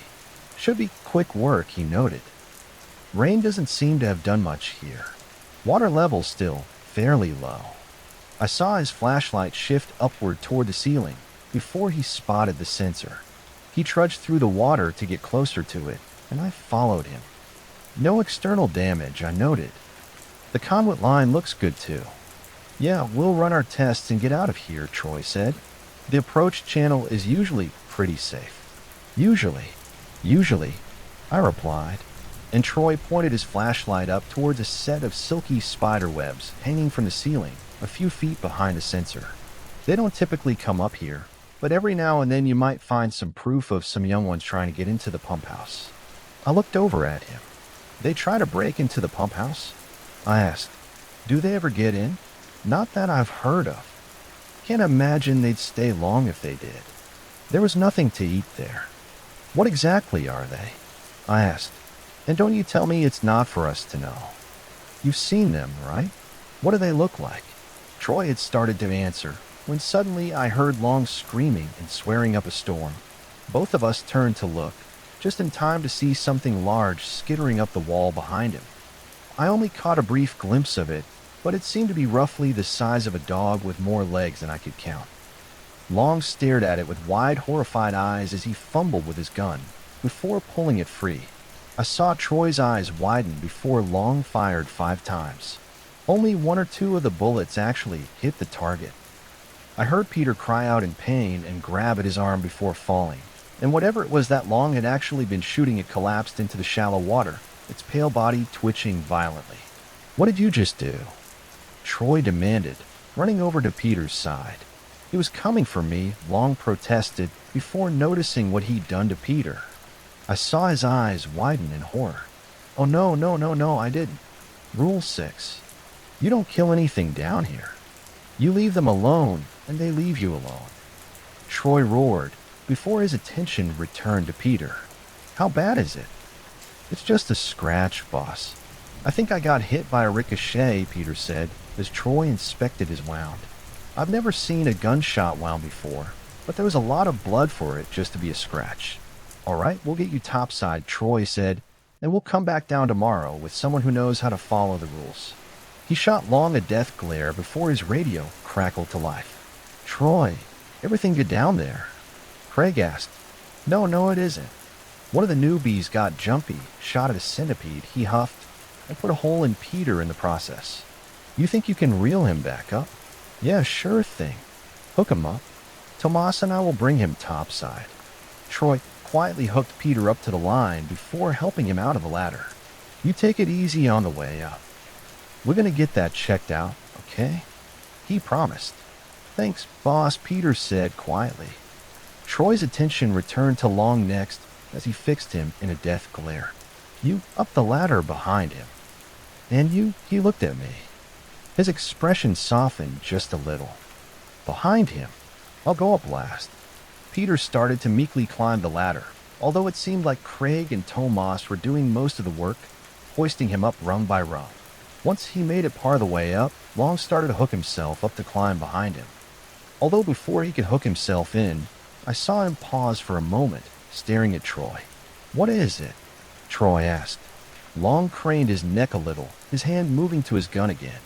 And it was then that both Troy and I realized that he hadn't been looking at Troy. He'd been looking at what was behind him. I only saw a shadow perched on the roof of the tunnel, but that was all that Long needed to see before he started shooting again. Don't, Troy said. But by the time Troy had gotten the word out, that trigger-happy idiot had already started shooting again. And this time, the thing that came for him didn't drop dead. Instead, it launched itself off the ceiling of the tunnel, crashing into the ground a few feet away from me. Wait, Troy tried to protest, before the thing in front of us knocked him aside, dashing him against the wall. Long scrambled ahead, retreating deeper into the tunnel, while Peter frantically tried to unholster his gun. Troy, what's going on down there? I heard Craig calling over the radio. Troy, can anyone respond? The shape in front of us turned, looking over at me, and long 8 eyes shone in the darkness. And though I could only see the shadow of the creature before us, I saw enough. It had a body like a spider with 8 long legs. Only its body was much larger than any spider I'd ever seen before. Much larger. This creature was almost the size of a small car, but it wasn't its size that terrified me. It was the humanoid torso coming out of the front of it. The 2 arms that ended in razor-sharp claws. The snarling mouth that made noises that almost sounded human. When this impossible thing looked at us, I saw real intelligence in those eyes. It was studying us, trying to determine how much of a threat we were. Long kept his gun trained on it, hands shaking violently. I knew he was going to shoot again, and hoping not to anger this thing, I grabbed his arm, trying to force his gun down. He jumped the moment that I touched him, giving me a hysterical look. Don't, I snapped. You're just going to piss it off. The spider took a step toward us, hissing as it did. Long pulled away from me. I tried calling his name, but Long had already made his choice, and it sealed his fate. He'd opted to fight this thing. And so, like the fool he was, he shot at it again. The spider lunged for us. I ran. Long didn't. He only had enough time to scream before it pounced on him. And then, all I could hear were the dying screams in his throat as he was pulled apart. I didn't see him die, but I didn't need to. I heard everything. I kept running, not even thinking about where the approach channel was going to end. And when it did end, all I could do was plummet into the darkness. See, at the end of an approach channel is what is appropriately called a drop shaft. It's where the water flows into a larger tunnel beneath the city. That tunnel flows into the water treatment plant. And the water down there. Yeah, let's just say that you don't want to end up in the water down there. And unfortunately, that was exactly where I was going. I know that every job has its struggles, but I didn't expect to need to choose between diving into raw sewage and fighting a giant spider monster when I woke up that morning. However, the choice was presented to me, and I did the best that I could given the circumstances. Going into the wastewater was exactly as unpleasant as you'd think it'd be. I'm implying not to share the details simply because I genuinely do not want to remember them, and I'm still not entirely convinced that dealing with a giant angry spider person wasn't the better choice. A small comfort was that the pain of hitting the water, combined with the confusing sensation of being flushed through a pipe and into an even larger pipe, made the whole experience slightly less disgusting at the cost of being more painful. At the end of it, I was washed out into the main pipe and collapsed into the water, covered in filth and gagging from the stench that had sunk into my every pore. I felt disoriented and confused. I tried to stand, only to collapse back into the wastewater before aimlessly looking around, hoping that maybe I could figure out what direction to go in. It was too dark to see much of anything, and I'd lost my flashlight during my trip through the wastewater, so I was just left to wander aimlessly, following what I thought was the flow of the water. As my eyes slowly started to acclimate to the darkness, I could feel shapes in the water. Some of them I almost tripped over, and I could smell rotting meat on top of the stink of human waste. In the darkness, I could make out shapes in the water and hear the buzzing of bugs around me. I could even feel a few whiz past my head, and I mindlessly swatted at them. Old bones crunched under my boots, and I quietly thanked whatever God was listening that I couldn't see what they belonged to. I wanted to assume they were animal bones, but who knew, right? I couldn't shake the mental image of myself unknowingly stepping over the mauled corpse of Stuart Long, although that was more from the trauma of having recently witnessed a man die than any guilt over what had happened to him. Long had quite literally gotten himself killed, although I was terrified that I'd be joining him at any second. I kept listening in, half expecting to hear spider legs creeping up behind me, but it was impossible to tell if I was alone or not in that darkness, and with the bugs buzzing past me. If there were anything after me, I truly would not know it until after it had pounced.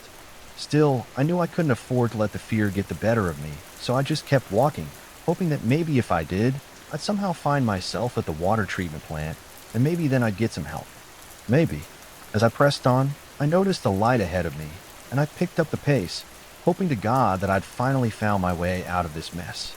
But as I drew closer, I became very aware that whatever the source of that light was, it was not from the water treatment plant. In fact, I wasn't entirely sure what it was. My first thought was that it was a fatberg, which is a solid mass of waste matter formed by an unholy mixture of wet wipes, grease, oil, and every other piece of garbage people tend to flush down their toilets. But the longer I looked, the less certain I was about that. Fatbergs usually didn't have lamps embedded in them. Fatbergs usually didn't have thick spider webs clinging to them. And fatbergs didn't usually lead into a separate tunnel into the earth large enough for me to walk through. Oh, and yeah, fatbergs didn't usually have dead deer protruding from them, let alone dead deer with other bugs living in them. God, the sight of those corpses, the way the bugs crawled through the rotting flesh and exposed bone, the empty, hollow eyes. It was almost too horrible to look at.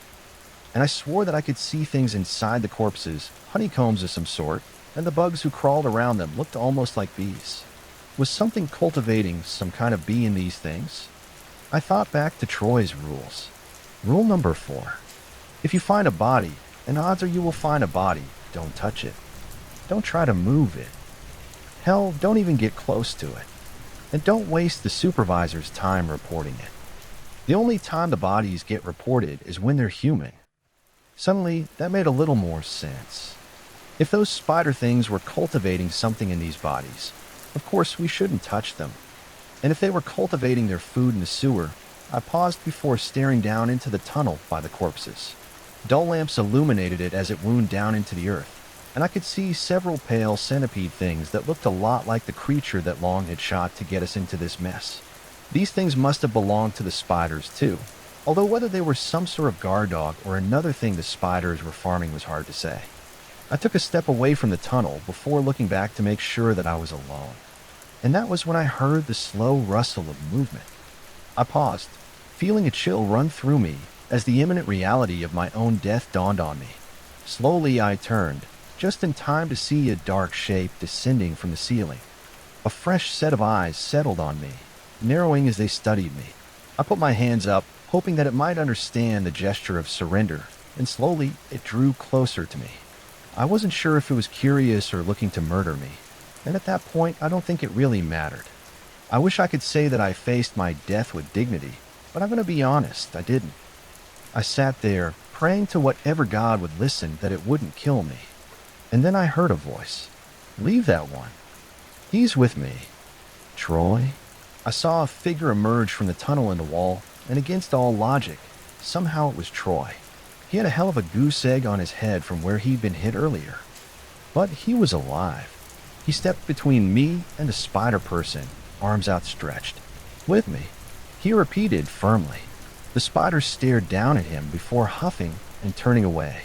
I watched as they disappeared down the nearby tunnel, and Troy watched them go before quietly turning to me. Good Lord, boy, I'm shocked to see you're still alive. What just happened? It was the only thing I could stammer. Can you talk to them? Some of them. I've been down here for long enough that they know me. They know I'm not a threat, but they ain't too happy with us right now. So what you're gonna do is get up, follow me, and I'm gonna get you out of here. How do you know they'll even let us leave? I asked. Troy's expression soured. Had to pay them off, he admitted. Let them keep what was left of your friend. They considered it a fair trade so long as we leave. Now let's go. I didn't ask any more questions. After I made it out of the sewers that day, I ended up in a hospital alongside Peter. I had some minor cuts and bruises, a burning rash over most of my body from all the sewage I'd been crawling around in. But I was still alive, and I figured that had to count for something. Nobody said a word about what happened to Stuart long down in the sewer. He got written off as a workplace accident, and they never even tried to recover his body. I suspect what's left of him is still down in the sewers, even now, feeding whatever it is that those things down there are cultivating. Although I've never seen the body myself. Yes, I've been back down beneath the southeast side of town. The next time they needed someone to go, they sent me and Tomas along with Troy, Craig, and Peter. We know what's down there, and we know how to deal with them after all. My second visit to those sewers was a lot less eventful, and most of my subsequent visits haven't been all that eventful either. Over the years, I've gotten better at dealing with the spiders. They're not the most friendly folk, and I know all too well that if you cross them, they'll rip your guts out before you even realize that you're dead. But so long as you follow the rules and leave them alone, they're content to live and let live. They can even be reasonable. To an extent. We've had a few small incidents over the years, but nothing like the one that Long caused. Odds are, when Troy and Craig retire next year, Tomas and I will be training the next group on what to do when you're down beneath the southeast side of town. So in preparation for that, I've made a point to keep a copy of Tom's rules in the pump house. I also keep a picture of Stuart Long in there. Not as a memorial and not out of spite either. Just as a grim reminder of what can happen when you don't follow the rules. Don't go to Disney if you can't follow the rules. My brother died at Disney about 40 years ago. Well, technically. It was at River Country. Not many people have heard about it, but it was the first water park Disney ever built way back in the day. Opened in '76. It was supposed to be this big thing, a slice of old-timey swimming holes mixed with that Disney magic. People loved it, at least at first. It wasn't as fancy as the other parks, but that just made it feel more real. Like the magic was closer to home. It had these cool rock slides, pools with sandy bottoms, and this huge man-made lagoon. They even had a tire swing over the water. It's like Disney plucked out the image of the perfect lakeside vacation straight out of your head. But then stuff started happening. Mostly around the staff getting involved in weird accidents. Didn't make the news much. Disney's good at keeping things quiet. But they couldn't keep the stories from reaching the nearby towns. Let's just say it wasn't unusual to see a Disney cast member in the ER in those days. Still, people loved River Country. And then people started dying. A lot of the details around their deaths were kept out of the press. They said it was out of respect to the grieving families. Sure. And I'm sure the NDAs were part of Disney being respectful. Things calmed down after a while. But the accidents continued to pile up. Getting assigned to work at River Country, It became like a prison sentence. Disney eventually did close down the park. They said there wasn't enough demand for it to stay open. That I can believe. Staff injuries were fine, as long as the place was still making money, apparently. So now it's just been sitting there all this time, just rotting away. People forgot about it. Or they tried to. But you know how stories are. They don't ever really die. Rumors started cropping up about why it was really closed. Some said it was the water. Others thought it was cursed, haunted by the dead. Disney tried to bury it, cover up all traces like it never existed. They put up fences, big ones, with padlocks and no trespassing signs all over. The mouse tried to make everyone forget, like it never happened. But how could I forget my own brother? Tommy was just a kid, man, 10 years old, and he always had that look in his eyes like everything was an adventure. And then one day, he just wasn't there anymore. That summer, we went to River Country. It was a big deal for us. My folks didn't make a ton of money. Vacations, they were like finding a 20 in an old pair of jeans, rare and exciting. So when they told us we were going to Disney World, Tommy and I, we lost our minds. We were bouncing off the walls, counting down days like it was the lead up to Christmas. We didn't even care that it was just at River Country. Growing up near Disney World in Florida and being too poor to go, it always felt like a bad joke as a kid. I remember packing into our old station wagon. Everything crammed in so tight you couldn't see out the back window. The drive felt like forever. Me and Tommy made up games to pass the time. My spy got old fast, so we invented stories about the stuff we do at River Country. When we finally got there, it was like stepping into another world. The place had this vibe, We couldn't get our swim trunks on fast enough. That day, man, it was perfect. The sun was shining, the water was cool, and those slides were something else. Tommy, who's fearless, always a couple steps ahead, daring me to follow him on the biggest slides. And he did, every time. Our parents were happy to stay by the picnic tables, just to watch us having the time of our lives. Mom had this smile the whole day. Dad tried to act all cool and collected. But even he couldn't resist trying out the tire swing. It was like we were a perfect picture family, complete with pets. Yeah, so apparently Disney liked to keep a few cats around for pest control, the staff explained. And we'd never had pets before, so getting to pet as many as I want was like the perfect cherry on top. We stayed until they practically had to kick us out. It was one of those golden memories, Everything felt right in the world. And then be the last time we'd all be together, happy like that. After what happened to Tommy, things, well, they just weren't the same. After that trip to River Country, something changed in my little brother. He got sick, but not like any cold or flu we'd ever seen. He was always thirsty, drinking water like it was going out of style. And he wouldn't stop talking about swimming, about going back to River Country, about how the water felt. It started slow. At first, it was just him being more tired than usual. But then the thirst kicked in. He'd drink glass after glass of water, and it was never enough. You'd find him at night, just standing over the sink. He'd be gulping it down like he'd never seen water before. It was odd watching him. He'd always been the feisty one, always moving, always laughing. But as the days went by, he grew quieter. And then he started to avoid food, only wanting water. It didn't matter what we did, nothing worked. His eyes grew sunken and desperate, and after a few days, his body just started wasting away. It was heartbreaking seeing him like that. Mom and Dad took him to doctors, lots of them. But they all just scratched their heads. They ran tests, asked questions, gave him a bunch of drugs, even hooked him up to a feeding tube. But Tommy just kept getting skinnier, paler. It was like he was fading away right in front of us, and no one could figure out why. The only thing that could perk him up was water. Medical bills started piling up fast. I had to grow up a lot quicker than I would have, and we eventually had to take Tommy home. The night he disappeared, it was like any other Tuesday, though we all went to bed like usual. But Mom, she was really worried about my brother. She barely got any sleep because she'd check on him throughout the night. It was during one of these rounds that she found Tommy's bed empty. His Donald Duck curtains tore away from the open window. Panic set in fast. I woke up to the sound of Mom crying into the phone as she dialed 911. Police showed up immediately and put out an alert. Mom and Dad went around town calling for Tommy. They knocked on people's doors, called other people's parents, and checked for any place a 10-year-old might head to.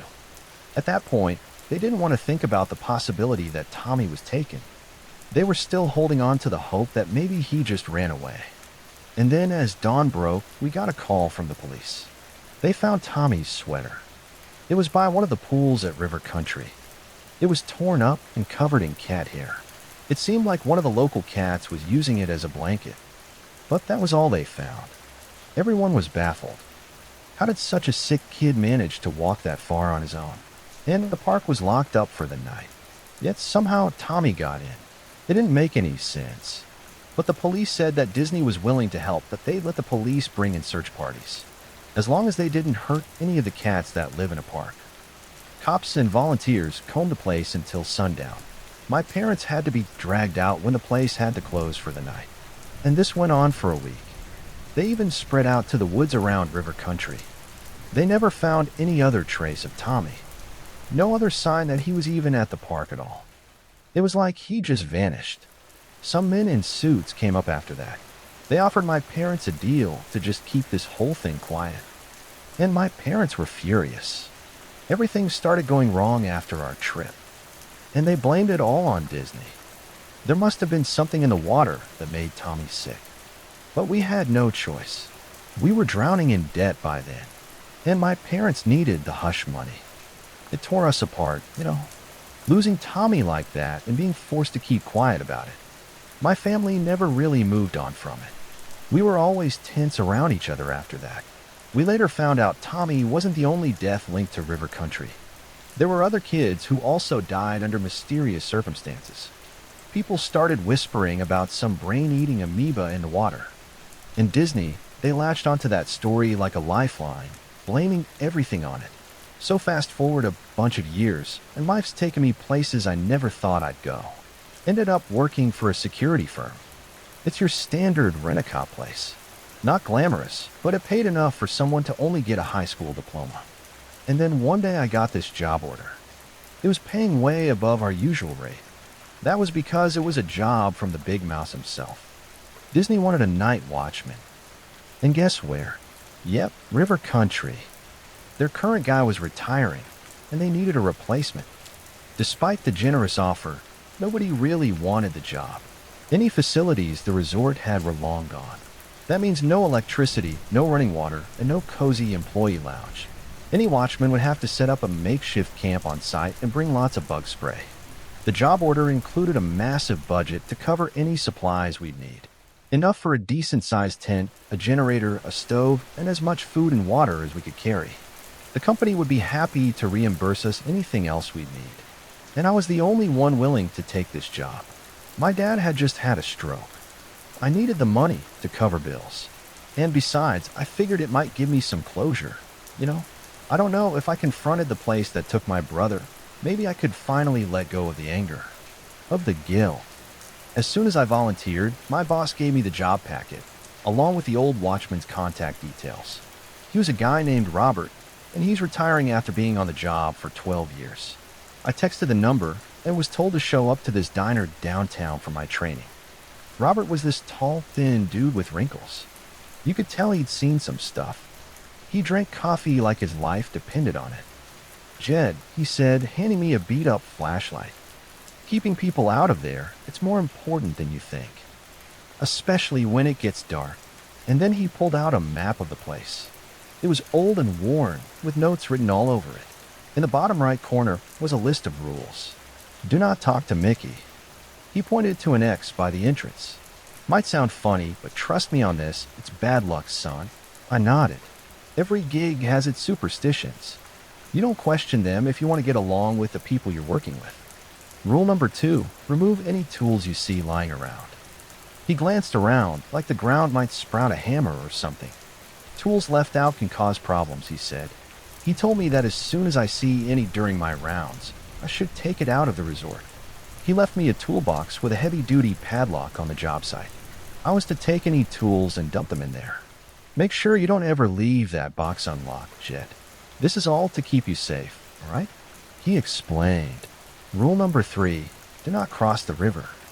Try not to even look at it. Nothing good comes from paying it any mind. Now I know I haven't been to the place since I was a kid, but I don't think there was actually a river in the park. Robert must have seen the confusion on my face, because he gave me this look that told me I shouldn't even bring it up. I mean this one, Jet. You'll know it when you see it. He said with finality, before moving to the last rule. And rule number 4, when you get lost, follow the cats. Okay, so that one caught me off guard. Those cats know this place better than anyone, he continued. Before I could really process that, Robert clapped me on the shoulder a bit too hard. All right, well, stick to these and you'll be all right, he said before leaving me. Well, like I said, every job's different. Being a night guard's a pretty boring job, honestly. I suppose these rules Robert had were more about making him feel like he's actually doing something. I spent the rest of the day packing up for my first shift. A bought a tent, lots of water, some flare guns, a sleeping bag. They'd said that they'd leave a boat for me at the dock. It felt kind of weird heading to a job on a boat, but okay. The ride over was calm, just me and the sound of the water. When I landed, it was straight into the wilderness. The path to river country was choked with weeds and vines, like I was the first person to walk through in ages. Finally, I hit the entrance. Man, it was a mess. The sign that used to welcome everyone was so faded, you could barely tell what it was. It just hung there, looking tired and beaten. The little buildings and booths near the entrance were all falling apart. Roofs caved in, wood rotted through. Everything was covered in a layer of grime and moss. And there was this weird mix of smells. Rust, mold, and a faint hint of chlorine. I set up my camp right near the entrance. Seemed like a good spot, close enough to see if anyone tried to sneak in. The sun was getting low by the time I finished. I figured I should make my first round of the park while it was still light enough to see. Near the entrance was this old statue of Mickey Mouse. He had a wide, welcoming smile, his arms reaching towards the resort. But man, time had not been kind to Mickey. The paint on him was peeling off in big chunks, showing the gray beneath. Parts of him were just crumbling away, like he was slowly turning to dust. A huge black cat was asleep by his feet. Well, I pulled out the map Rob gave me, trying to get a sense where to head first. And that's when I noticed something odd. According to the map, Mickey's statue was supposed to be on the other side of the entrance. I glanced back at the statue, then down at the map again. Well, that's weird. But I shrugged it off. I was getting a pretty good idea of why Rob had to retire. I gave the statue a pat on its head, expecting it to fall apart under my hand. It felt cold and slightly damp.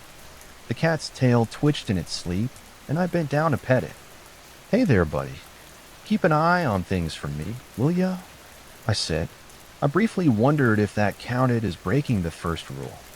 If Disney had some sort of camera system to check, I'd say I was talking to the cat. I walked around, and the map Rob gave me wasn't adding up. He'd marked spots where certain structures should be, but they either weren't there, or they were completely different from what the map said. The whole park was a mess. Everywhere I looked, things were rotting or crumbling away. The place was overgrown with weeds and bushes that were almost as tall as I am. Thick carpets of leaves and vines covered the ground. The pools were crawling with mold, and they smelled awful. And there were a lot more Mickey Mouse statues around here than I remembered. It wasn't just the one at the entrance. There were a ton of them just scattered around, all in different poses and costumes. Here and there, I'd see cats. And as I moved deeper into the park, I kept hearing this grinding sound, like concrete scraping against something. These buildings were falling apart all around me. I couldn't help but think about all the safety violations this job was putting me through. So much for OSHA standards. And that's when I saw it. Right there in the middle of the path, a screwdriver. But not just any screwdriver. This one looked shiny and new. I remembered Rob's second rule, and I stopped. Okay, why was there a brand new screwdriver just sitting here? It almost seemed like it was left there on purpose. I picked it up, feeling its weight in my hand. I turned around to make my way back to the entrance. This must be some sort of test to see if I could follow instructions, right? They'll probably check the toolbox after my shift to see I did it. As I walked back, those grinding noises kept up, surrounding me. The whole place was going to fall apart right before my eyes. But deep down, a part of me wasn't so sure that was it. It all sounded too deliberate. When I finally got back to the entrance, that's when I noticed something really weird. Mickey, the statue, it wasn't like how I remembered. Before, he was looking out to the path, ready to welcome kids into the park. But now he was turned towards the gate, like he was waiting for me to come back out. My heart jumped. There must have been someone else here. Hazing, training, whatever they want to call it. That was it. That had to be it. I quickly locked up the screwdriver in Rob's toolbox. I decided to play by their rules. I heard how controlling Disney can be with their staff, all to keep the magic alive. They wanted people who can follow rules, even if they didn't make a lot of sense. I figured it was just some sort of test. But just when I calmed down, I heard a noise that made me look back over my shoulder. It came from inside the park. It was getting real dark now, but I could see something shining in the distance. I walked closer, and I saw a hammer. Shiny and new, like the screwdriver from earlier. The hammer was by the feet of another Mickey statue, as if it had dropped it. And then off to the side, I could just make out footsteps that sounded like they were running away from me. There was someone else in here. Maybe some kid looking for a thrill, or someone wanting to take a piece of the park home. Or, I don't know, it could all just be part of the test. Feeling a bit more like I had a real job to do, I followed the sound. Hey, I called out. You're not supposed to be in here. It was fully dark now. I had to use my flashlight to get around. One wrong move and I could step on a rusty nail or fall into an empty pool. Every now and then, I'd catch the sound of footsteps, just out of reach. It was like playing a game of tag with a ghost. I was deep into river country now. More trees started blocking my way. At this point, it felt more like a forest than a family resort. And every now and then, I'd spot a Mickey Mouse statue. They were everywhere. In the middle of paths, clustered around trees, lined up in rows. Dozens of them. But they weren't the regular kind of Mickey statues you'd find in the bigger parks. No, these things were weird. Arms too long, joints bent at odd angles, sunken eyes. The deeper I went, the more Mickeys I found. Some of them really didn't belong in a water park. One had a torn-up Santa outfit draped over it. Another was painted all wrong, its colors looking like a photo-negative version of Mickey. But the one that really stopped me in my tracks was this Mickey dressed like he was ready for a safari. He was holding a machete that looked way too real for comfort. And all of them still had that iconic Disney grin. I wondered if Disney was using this place as some sort of dumping ground. Some of these had to be rejected. There was even one that didn't have a head. And the whole time, those footsteps kept going on, with the occasional laugh floating back to me. Well, I'm glad this intruder was having a great time leading me around. I could hear heavy breathing now, too. Whoever it was must be getting tired. But no matter how much I ran, the figure was always just outside my flashlight. Meanwhile, the statues I passed by got stranger. They were of all shapes and sizes now. One was Mickey dressed as a clown. Its makeup was smeared, and in its hand was a balloon. But instead of floating, it just sagged to the ground. Another was a really fat one, not in a cute, chubby way. Instead, its stomach bulged out across a path. Its face was bloated and blue. Veins ran all over it, straining against its bulk. It looked like a drowning victim. I knew it was made of nothing but cement, but man, the way its flesh folded and stretched, it looked disturbingly realistic.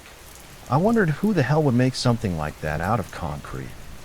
And then I heard it, the sound of rushing water. I brushed past some weeds to see an actual river flowing right there in the middle of the park. Some benches lay broken by the bank. Now, despite the name, River Country wasn't supposed to have any rivers, just pools and slides, and there weren't any rivers near this place. Or at least there weren't supposed to be. I fished out Rob's map. I looked closer, and I saw a little squiggly line in the middle of the park. Rob left a note next to it that said, "River starts here." I brushed it off earlier, thinking he was just being poetic or something. But the old geezer wasn't joking. And there, right by the riverbank, stood another one of those weird Mickey Mouse statues. But this one caught my eye for another reason. Its smile was the same bright, happy one as all the rest. One of his hands was raised up, balled into a fist, and in its gloved hand was the hammer I forgot to pick up earlier. And that's what actually broke me. Because this wasn't a themed statue. It didn't make any sense for a regular Mickey to be holding something like that. That's it, I'm out. Rob would have to cancel his retirement. I backed away slowly. I turned my head, and that's when I felt something brush against me, and I heard a high-pitched whisper in my ear. Panic took over.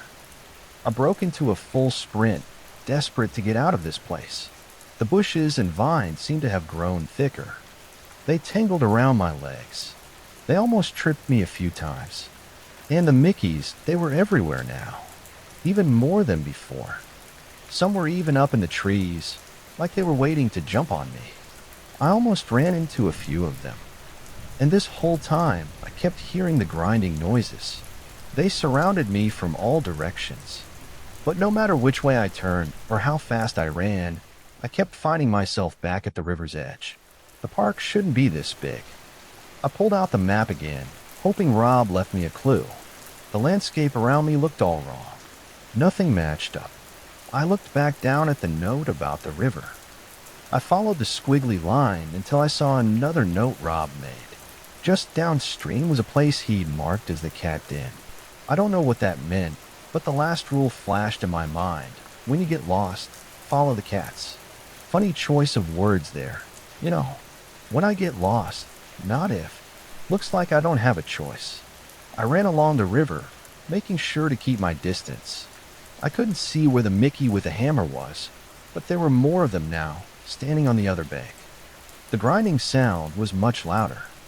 I couldn't take my eyes off the path for too long, but every time I looked to the side, I'd see more and more Mickeys coming out of the trees. I never saw them move, but every time I looked back, they seemed to have moved closer to the river's edge. I ran faster until I saw a flash of red in the water. I almost tripped at what I saw. Some of them were in the river now. Their necks were all twisted to look at me. Their eyes had a lifelike shine to them now. Behind me, the grinding concrete noises grew louder, closing in on me fast. I was almost out of breath. They're playing with me, I thought. My chest was on fire, and that's when I heard a sharp screech. In front of me was a gray tabby cat, fur all puffed out, looking like it was ready to take on the world. It was hissing not at me, but at what's behind me. Another cat, a white one, darted out from the bushes. It leaped at something behind my back. I heard a wet tearing sound and a loud thud as something heavy fell to the ground. I didn't have the guts to turn around and see what it was. More cats had appeared now, hissing and surging around me. More heavy thuds sounded from behind me. I fell to my knees, trying to catch my breath. And that's when I saw the orange cat. It was sitting calmly on a fallen log, its tail swishing slowly from side to side. I didn't know what else to do. "You know a way out, bud?" I asked. The cat twitched its nose at me before jumping into the brush. It kept its tail up, like a beacon for me to follow. So that's what I did. Every now and then, it would glance back at me, as if to make sure I was still there. Its bright fur stood out against the dark. Behind me, I could hear the other cats hissing and crying out, and I couldn't hear the grinding noises anymore. My guide picked up the pace, darting through the weeds. I did my best to keep up. Every time it looked back at me, it felt like a silent promise that I wasn't alone in this. And that tiny bit of hope kept me moving, even when my lungs burned and my legs ached. Slowly, things started to look more familiar. The sound of the river faded away, and the thick bushes and vines thinned out. The ground evened out. Finally, we broke free from the dense growth. I was now standing in the middle of the park. No creepy Mickey statues anywhere. A weak sunlight was just breaking over the water. The cat slowed down, and I could see the entrance gate in the distance. I let out a breath and I glanced back. Behind me was just open space. A couple of old, rotting picnic tables scattered around. No sign of the forest, the river, or any Mickeys. The orange cat started circling around my legs, purring and rubbing against me. I reached down to pet its soft fur. It was nice having something make sense again. Something warm and safe. I picked him up before heading for the gates. The sky was getting lighter now, which made it easier to see that the statue by the entrance was gone. The one that started it all. I'm going to have to give Robert a call once I'm out of this place. But for now, I had a favor to return. I got back to my tent, settled in, and I tore off a huge chunk of my tuna fish sandwich. The cat purred and snuggled up close, making itself comfortable as it ate. And that's when I saw something I hadn't noticed before. It had a collar around its neck with a name tag. I reached down and looked. The cat's name was Tommy. I work at a remote drilling site for a company up north. It's not classified per se, but due to some interaction with environmental wingnuts and some very strict privacy guidelines, we don't exactly advertise its location or the reasons we drill. Let's just say it's somewhere pretty cold and semi-desolate, and it sucks so much that they pay guys like me a shitload of money to sit out there for months during the off-season, babysitting the drills and processing equipment. I basically take readings, keep things from breaking, and release pressure from our waste storage tanks on a set schedule to avoid any incidents. A couple months ago, there was a leak in the bunkhouse roof, and the subsequent water seepage damaged a sizable portion of the walls. While removing a section of wet drywall, I found an old technical logbook containing quite the story, written 30 years ago in journal format. I won't bother giving you a synopsis because you very likely will find it as curious, fascinating, and at times horrific as I have. I'm calling it Return to the Dark, and would love to read your thoughts and comments. Enjoy. Jack's Log, November 21st, 1990. 3 days ago, I was dropped off here at the drilling site via amphibious plane, landing on the lake just like in the movies. My monitoring partner, Vladislav, walked into the control center this afternoon, direct from Ukraine. Loud and crass, he's exactly the kind of guy you would expect to be out in the wilderness for long periods of time. Not exactly the kind of guy who does social situations very well. He said he prefers I call him Vlad. You know, like the Impaler. He's a retired deep earth isolation miner, which is an incredibly dangerous profession, requiring a certain amount of nuttiness to even begin to seriously consider getting into. Not many DI miners make it to retirement. They either get out early after a scare, have a mental breakdown, or die young in a desolate hole somewhere. The body is rarely accessible to be brought back to the surface. If you're asking yourself what a DI miner does, you probably don't want to know. To put it simply though, once a mine has reached an unsafe depth for equipment and traditional human crews, these guys continue. Alone, operating small excavators and even hand tools. 4 days or even weeks at a time without seeing sunlight. According to Vlad, there are some incredibly valuable things at depths where most people can't conceive a human being could survive. Random note here, although he's shredded with muscle, Vlad is an extremely small man. I dare not ask him, but I doubt he's more than 5 feet tall. He has enormous hands and feet for a guy of his height. He's quite pale, too. November 25th, 1990. Vlad and I have been getting the lay of the land here at the site. As I believe I said in my last entry, I arrived a few days before he showed up, and in that time I familiarized myself with the ins and outs of the job. The work isn't too tough, and we have a surprisingly user-friendly manual for all the tests and checks and things we're doing here. Vlad is chock full of insane stories from his mining days. Today was the saga of the time he caved himself in and was trapped for 5 days.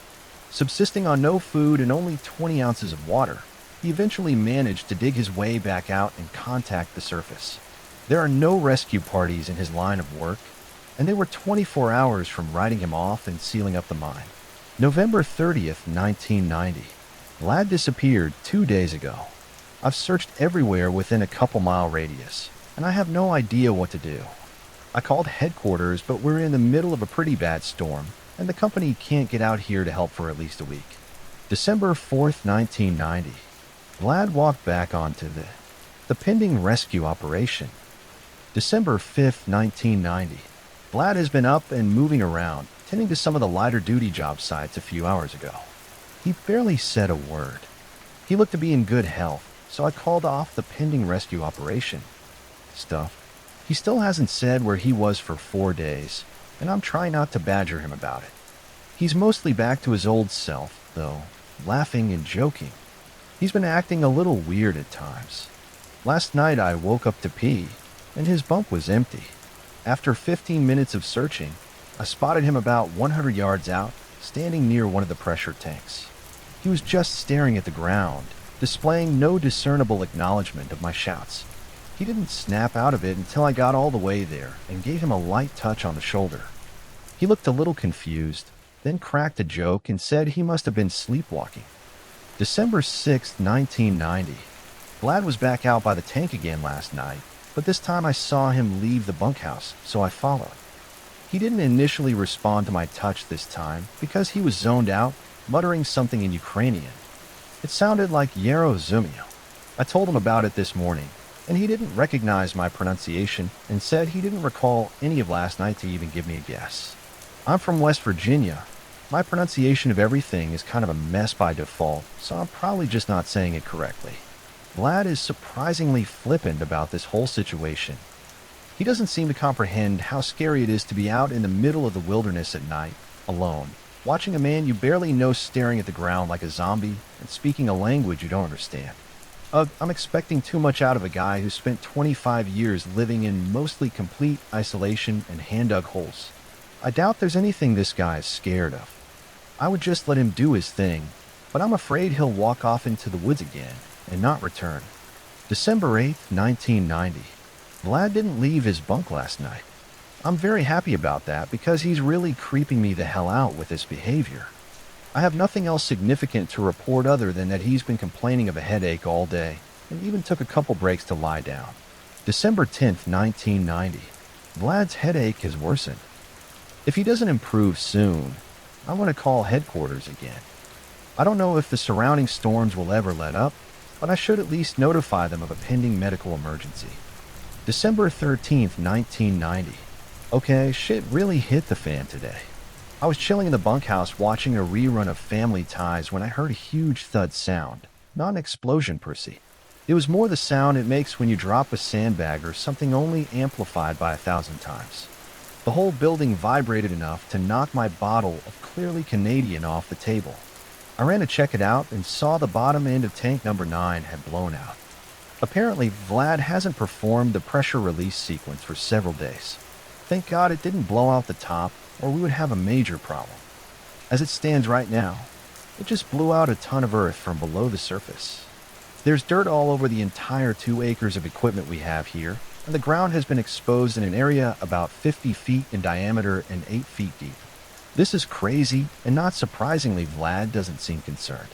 That tank, the equipment it damaged, and rebuilding efforts will probably cost $250,000. December 14th, 1990. I notified headquarters of the incident. They still can't get anyone out here, but since everything is safe now, they said to carry on. I covered for Vlad by telling them there was a malfunction. December 15th, 1990. Things just got way more interesting out here. Vlad zombied out of the bunkhouse again last night, the first time since before the explosion. I followed as usual and watched from a distance as he got a shovel and climbed down into the crater created by the explosion. Vlad kneeled down, put his hands slightly above the soil, and moved it around for a few minutes. It was almost like he was feeling for a hot spot. He finally stopped, grabbed his shovel, and spent a few minutes clearing earth until I heard the unmistakable sound of metal on metal. He had hit something. Vlad continued shoveling around the area, making a nice clearing several feet wide, then brushed some dirt off the ground. He knelt down, took a look, stood up, and brushed himself off.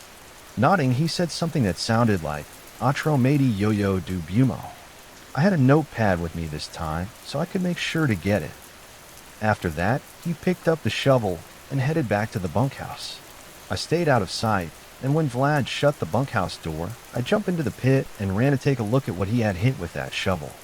It was a metal cover similar to a manhole, but it was square and made of thick, hand-hammered iron. It was dimpled.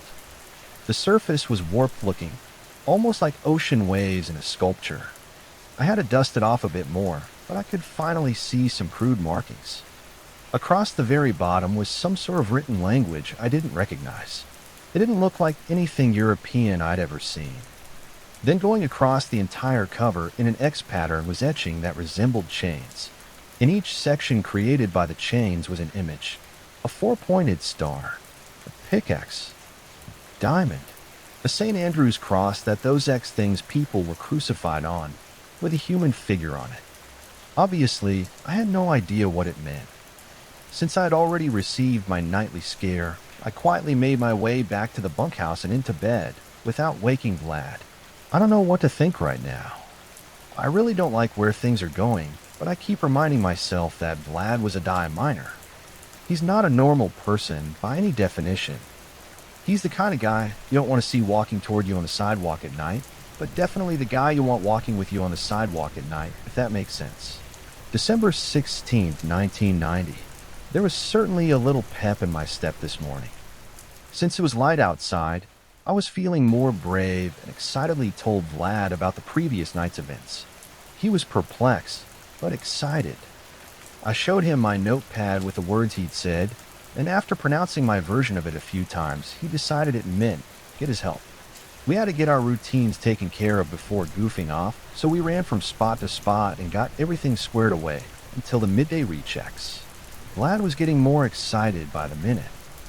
A retired miner uncovered a mysterious lid to what was most assuredly some sort of underground bunker. Shit, yeah, he's pumped about it. After having a look at the lid, it was most certainly going to be a two-man job, which I presume is why he'd said, get his help in his sleep out there. We made our way to the tool shed and brought back a sledgehammer, a couple crowbars, one of those huge steel pry bars you can hammer on the end of. I don't know the name of it, but the damn thing is about 5 feet long and weighs at least 20 pounds. We worked hard for hours to make progress on that cover. It was seized up pretty tight with crud in the seams and all. It had clearly been covered up for a long time. We were down to using small chisels just to break loose the gunk around the outside. We finally managed to wedge it open and lay it upright next to the side of the hole just before dark. That lid must have weighed the better part of 300 pounds. We were both exhausted and had neglected our normal duties, so we quickly hit our routines again and called it a day.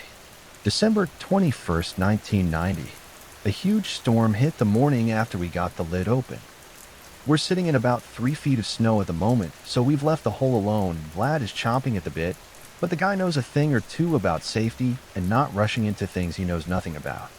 So we wait. December 22nd, 1990. Nothing else has happened, but I just feel the need to note in this log that Vlad's whole demeanor has changed. He's his old self again. Now that I see him in his normal state and compare him to the guy who was sleepwalking and acting creepy as hell, I can see it's like that pressure tank he destroyed was symbolic of how he was feeling inside, despite him disappearing for those few days. December 25th, 1990. I'm pretty tired of trudging through the snow to do our routines and not getting to check out that hole, but Vlad insists that we wait. The snow should be gone in a few days, and it can't come fast enough. I'm sick of playing cards and smelling Vlad's farts. Beans never should have been a part of our supply drops. It's Christmas, so we broke out some canned cranberry sauce to eat along with some frostbitten turkey we found in the deep freezer. Vlad got drunk and sang some Christmas carols in his native tongue. It's funny how those Eastern Europeans can make anything sound like a drinking song. December 28th, 1990. Finally, we checked out the hole, and holy shit, life just got a lot more interesting. Wow. So Vlad and I took some lights and a bit of rope and headed over to the hole for a quick inspection. He went first, putting his arm inside and head just below the rim. He whooped with excitement, popped up and told me it wasn't any kind of chamber, but was in fact a hole and had a ladder. So now we were both pretty pumped about this. We really didn't even bother discussing it anymore. Instead, we just grabbed our shit and got ready to enter. Vlad went first, of course. Man, it was really dark in there. I was told once on a tour that a closed cave is the darkest place you can be, and this might as well have been a cave. Yes, the lid wasn't on there, but it sure didn't feel like any light was getting in. We slowly made our way down the ladder, which in and of itself was a masterpiece of handiwork. It was cut directly out of stone, but perfect in every way. Smooth, narrow rungs just like a ladder you'd see anywhere else made of steel. Vlad kept his light displayed on every step to ensure there were no damaged rungs to send us careening to our death. The hole was really narrow. I mean, hardly enough room to be able to stick out my elbows narrow, and at some points the hand-chiseled walls were so close I could feel my breath reflecting back into my face. At times, I found it difficult to fill my lungs completely because the air hung so heavy in that tight space. I'm not claustrophobic, but it was really pushing my limits. I was counting rungs and doing the math in my head, and at about 50 feet down we saw more of those markings. This time it was, I suppose, what could be called a pictograph. It was a landscape-style drawing of the moon and those same four-pointed stars along with some kind of ship or craft or something that looked like a boat maybe, but it was definitely in the air. There were dozens of stick figures drawn all along the upper portion. The pictograph made its way around the entire hole. It showed the stick figures land, then the night gave way to the sun, which cast its light unseen of them digging into snow-capped mountains with pickaxes, hollowing them out for shelter. A small but intricate network of caves were depicted, a haven for their little society. As the image progressed, people were outside hunting and gathering. Interesting for sure. We continued on for a bit, and at my estimate of 150 feet, we were parallel with a sizable room that was cut out into the rock to our left. Our lights only shined a short distance in, so Vlad took it upon himself to step off the ladder and check it out. In just a few seconds, he called out to me, and I hopped off as well and headed inside. It looked like some kind of living quarters. There were crude wooden frames with surprisingly intact fabric that was likely holding something like pine boughs or grass at some point, but it clearly dried up and disintegrated long ago. There wasn't much else in the room, only a few cups and a plate, all made of clay, but still expertly crafted like the ladder. The walls were almost completely covered in what appeared to be games. Think of something like tic-tac-toe or hangman, but these were games I didn't recognize at all. Within the games and on its own, there was quite a bit of text that neither Vlad nor I could interpret. In fact, I can't even recall it well enough to try to write it here. After finishing up in the room, Vlad, who I still found to be annoyingly cautious, said we should go back up and prepare for something more long-term. We really had no idea what we were getting into at this point, but I did protest a bit regardless. He looked up at me as if I was an idiot, pulled a few rocks he had stashed in his pocket when I wasn't looking, and dropped them. Vlad kept his fingers extended on that hand and began to count off the seconds. We never heard them hit bottom. My eyes nearly popped out of my skull. I don't know at what depth a person wouldn't be able to hear a few golf ball-sized rocks make contact, but even Vlad was surprised after 15 fingers' time. He looked up at me with a face that said, "Shut up and do what I said." And without saying a word, I gave Vlad a nod and began to ascend the ladder with haste. I was stupid to ever question a man who practically lived underground. We made our ascent, finally resurfaced, and made our way back to the bunkhouse. My legs were beat. December 30th, 1990. We didn't go back into the hole yesterday. After much discussion, we came up with a plan. We would stock up on food and water, additional light, chalk for marking depths and points of reference, and needed to find a way to perform the pressure releases automatically. Otherwise, we would only be able to go as deep as our work schedule allowed. We would get to work on making these preparations, then head back down the hole in a few days. January 5th, 1991. Even knowing of Vlad's experience underground, I hadn't quite realized the astonishing skill set he developed in order to make his descents more safe and efficient. He first came up with a simple lever system activated by the tank's own pressure to hit the valve arm once it reached a certain level. It would actually be blowing off the tank several times a day, instead of the normal 2 times. We had all the welding and fabrication supplies we needed, and he set to work getting it up and going. Secondly, Vlad decided we needed harnesses with safety lines on carabiners. We found what we needed in the shed where the tree cutters kept their gear. And on top of all this, he showed me how to build and weld together a rail system that uses rollers on the outside of the ladder so we can descend with less exertion. It uses a crank made from an altered come-along ratchet that controls the descent, and has a manual friction brake to lock the frame in place when needed. It would descend slightly less quickly than we could by foot, but we could expend very little energy by comparison. We each had a functional crank on the line, so we would be able to take turns. Giving it a trial run on one of the 30-foot tank ladders, it was working smoothly after just a few adjustments. To say Vlad was a very impressive guy wouldn't do him justice. We plan to make the trip tomorrow. January 8th, 1991. What an amazing few days we've had in the tunnel. When we ventured back into the tunnel a few days ago, we were already collecting pieces of a story. The story, whether fact or fiction, appeared to be that a group of people came down to Earth from space. They were miners of some sort, and based on the room we located during our first trip down, they lived underground as they dug this tunnel. The pictograph or hieroglyphics, or whatever you call it, seems to show them digging horizontally as opposed to straight down like the tunnel we're in. We're not quite sure what to make of it all yet, but we knew there was more to see, and we're excited to get started. Vlad and I climbed manually down to the chamber we had initially discovered and made that our base camp.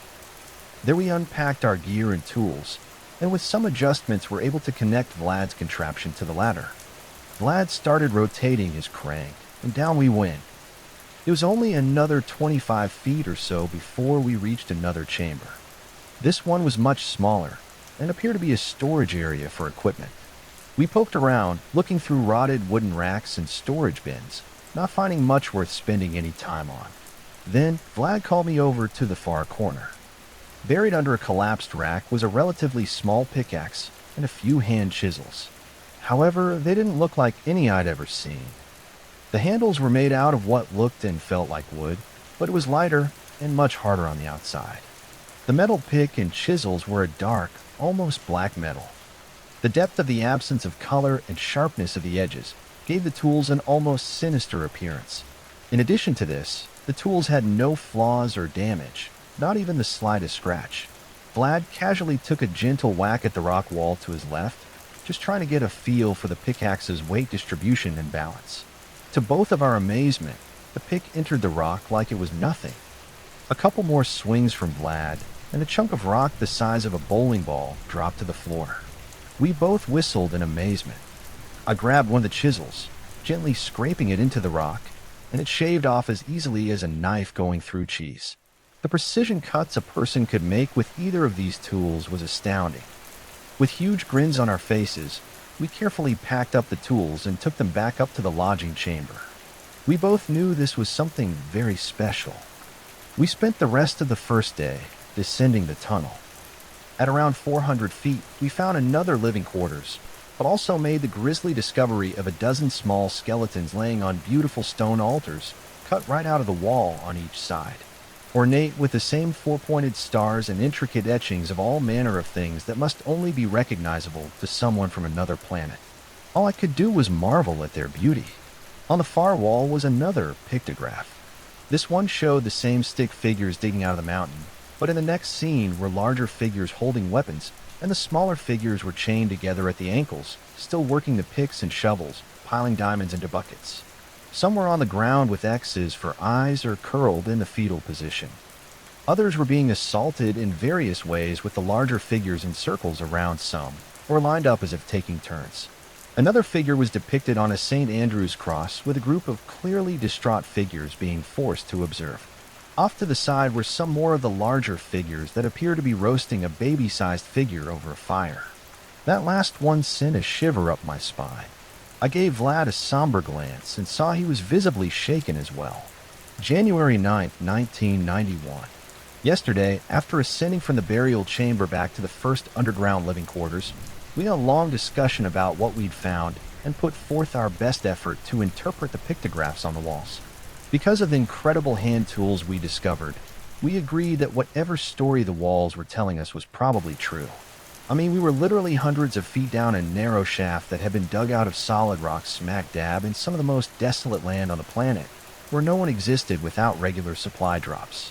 Despite the elevator system Vlad deployed, my hands and feet ached terribly. There's no stopping now, though. The descent isn't finished. The story isn't finished. And the story has to be told. I believe we're the first to ever read it, too. and agree that we don't want to leave these atrocities buried forever, even if they were only stored in our own minds. January 12th, 1991. We've taken a few days off above ground. The plan now is to go as deep as possible. We've gathered up a few weeks' worth of supplies and will descend again tomorrow. January 13th, 1991. Today, we hit 1,000 feet down. I can't believe it. We investigated more living chambers with various odds and ends and found a few more incredible tools. One of them looks like a pencil, but it literally scrapes through rock as easily as one of those knives would cut through dirt. This explains the incredible detail in some of the pictographs and creations we've encountered. We found more and more of the story as the day moved along. To sum it up from the beginning, my interpretation is that some sort of alien race made its way to Earth looking for a new start, or maybe just to expand through colonization. Humanoid for sure, but not entirely human as we know it here. They were miners of incomparable skill and ability, literally built to survive underground for long periods. At some point, humans found and enslaved them to mine diamonds, working them relentlessly until exhaustion or worse. Later in the story, it shows a small group of the miners. I've been referring to them as the miners, escaping captivity and digging this hole after the sun went down relentlessly every single night. At this point, I believe every word of the story we're seeing is depicted as we descend deeper and deeper into the earth around us. Today, I saw something incredible. I'm compelled to say if it's true, but I already believe that it is. Something I've been asking myself is, how were they able to see properly when doing the nighttime digging? I don't believe this story is more than a few hundred years old, so dependable portable light should have been possible. There were no lanterns depicted and not a torch in sight. Today, I got my explanation, and my only guess as to why it wasn't depicted until today is they simply didn't think it was a big deal.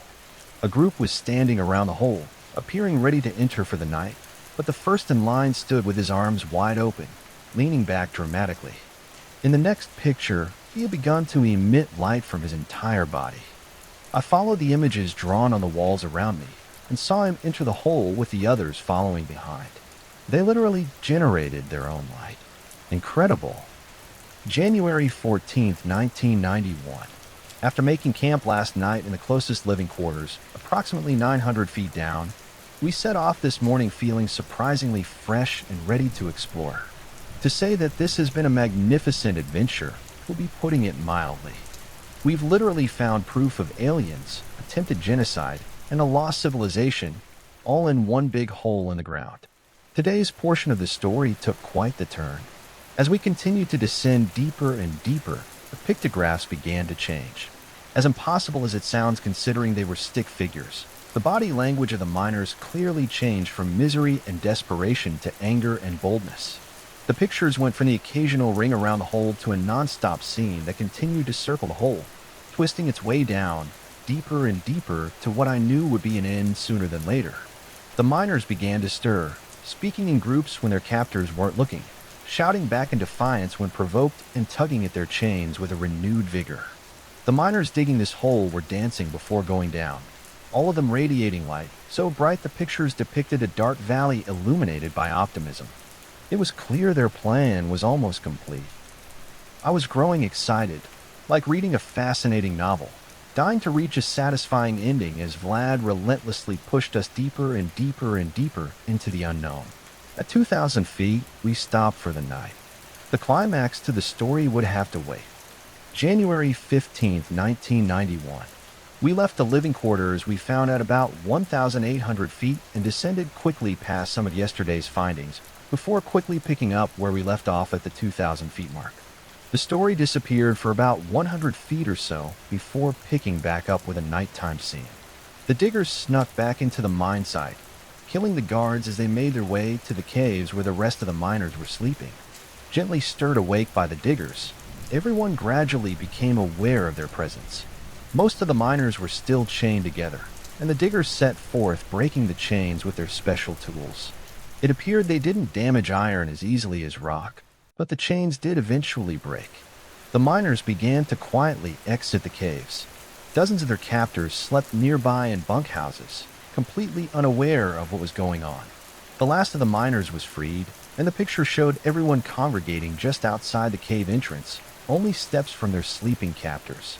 The group had turned away to leave, but a small child lingered behind. There was defiance drawn on its simple face. Slowly but surely, the child began to glow. The group noticed, stopped, and an adult moved toward the child to retrieve it. It refused to move, though, and the glow became brighter and brighter. Another child left the group and joined in, then another and another. Soon, the adults began to fall in line until everyone shined as bright as the sun. The captors came flying out of the bunkhouses and were immediately blinded by the focused beam of light. Having only just exited the cave, pickaxes still in hand and preparing to flee with the rescued miners, the diggers saw the captors blinded and vulnerable and seized their opportunity. Axes flew wildly as the diggers advanced and overwhelmed the blinded and paralyzed captors, slaughtering them mercilessly. Body parts were scattered about, heads rolled across the ground, and blood was strewn in perfect arcs from the tips of the daggers' tools as they savagely obliterated each and every man and woman responsible for their enslavement.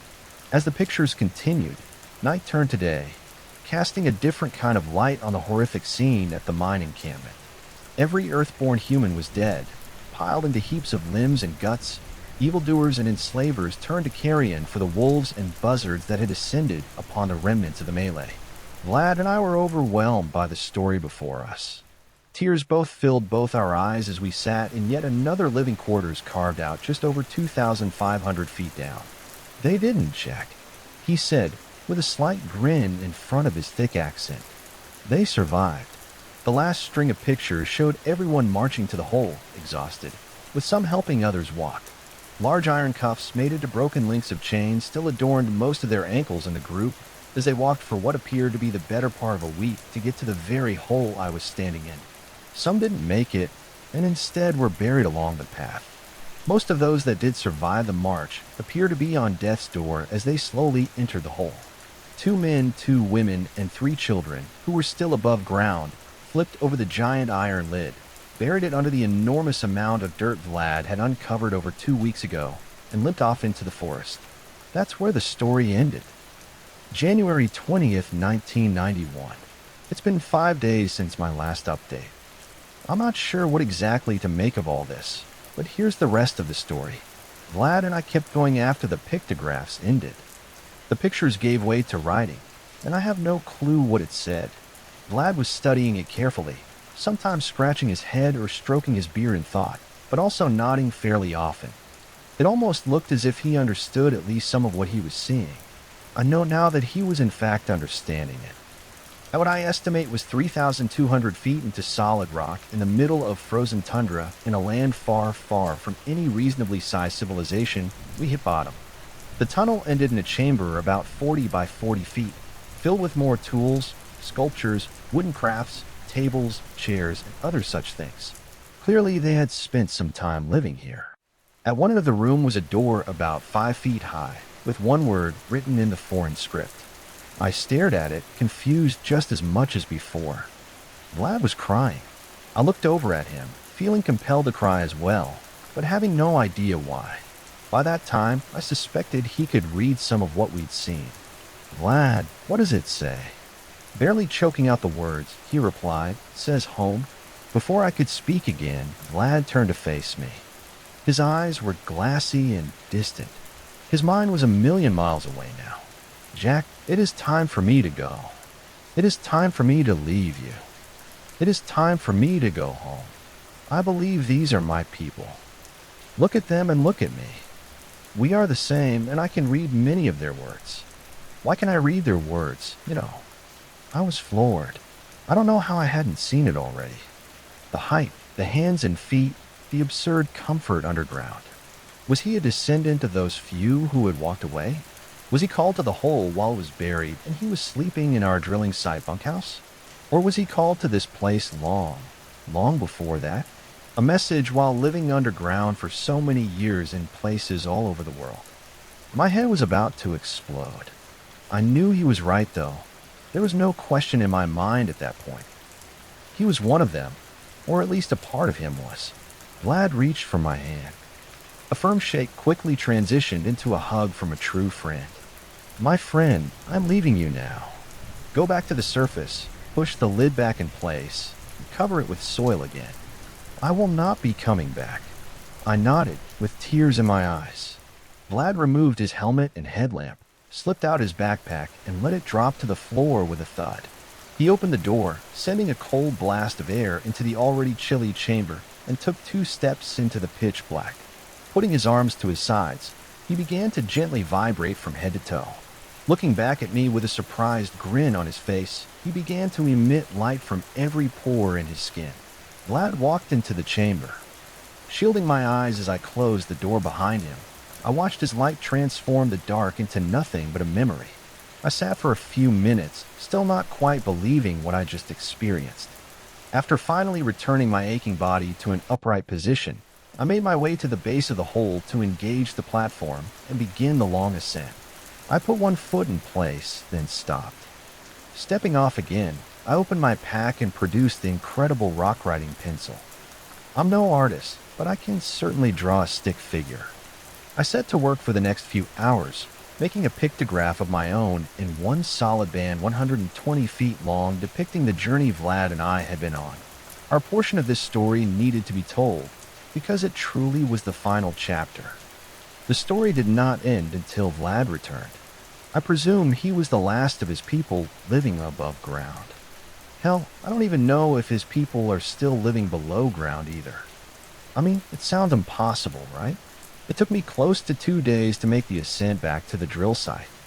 Between regular climbing and cranking the handle on Vlad's contraption, my hands ached terribly and drastically slowed my progress. After finally making it back out of the hole, I left it uncovered for a few days while I recuperated, just in case Vlad changed his mind. I knew he wouldn't, though. Finally, I flipped the lid over with a backhoe and returned the dirt that had encased it for hundreds of years. When the time comes, I'll tell the company we work for that Vlad walked off into the woods again. I certainly won't be talking to them anytime soon, though. If you found my journal, then you've apparently put a hole in the wall. Or maybe they're tearing the drill site down. Who knows? This is your story now, though, and what you do from here on out is obviously entirely up to you. But please remember and consider those who have come before you and those who will follow, both above ground and below it. I trust that you will make the right decision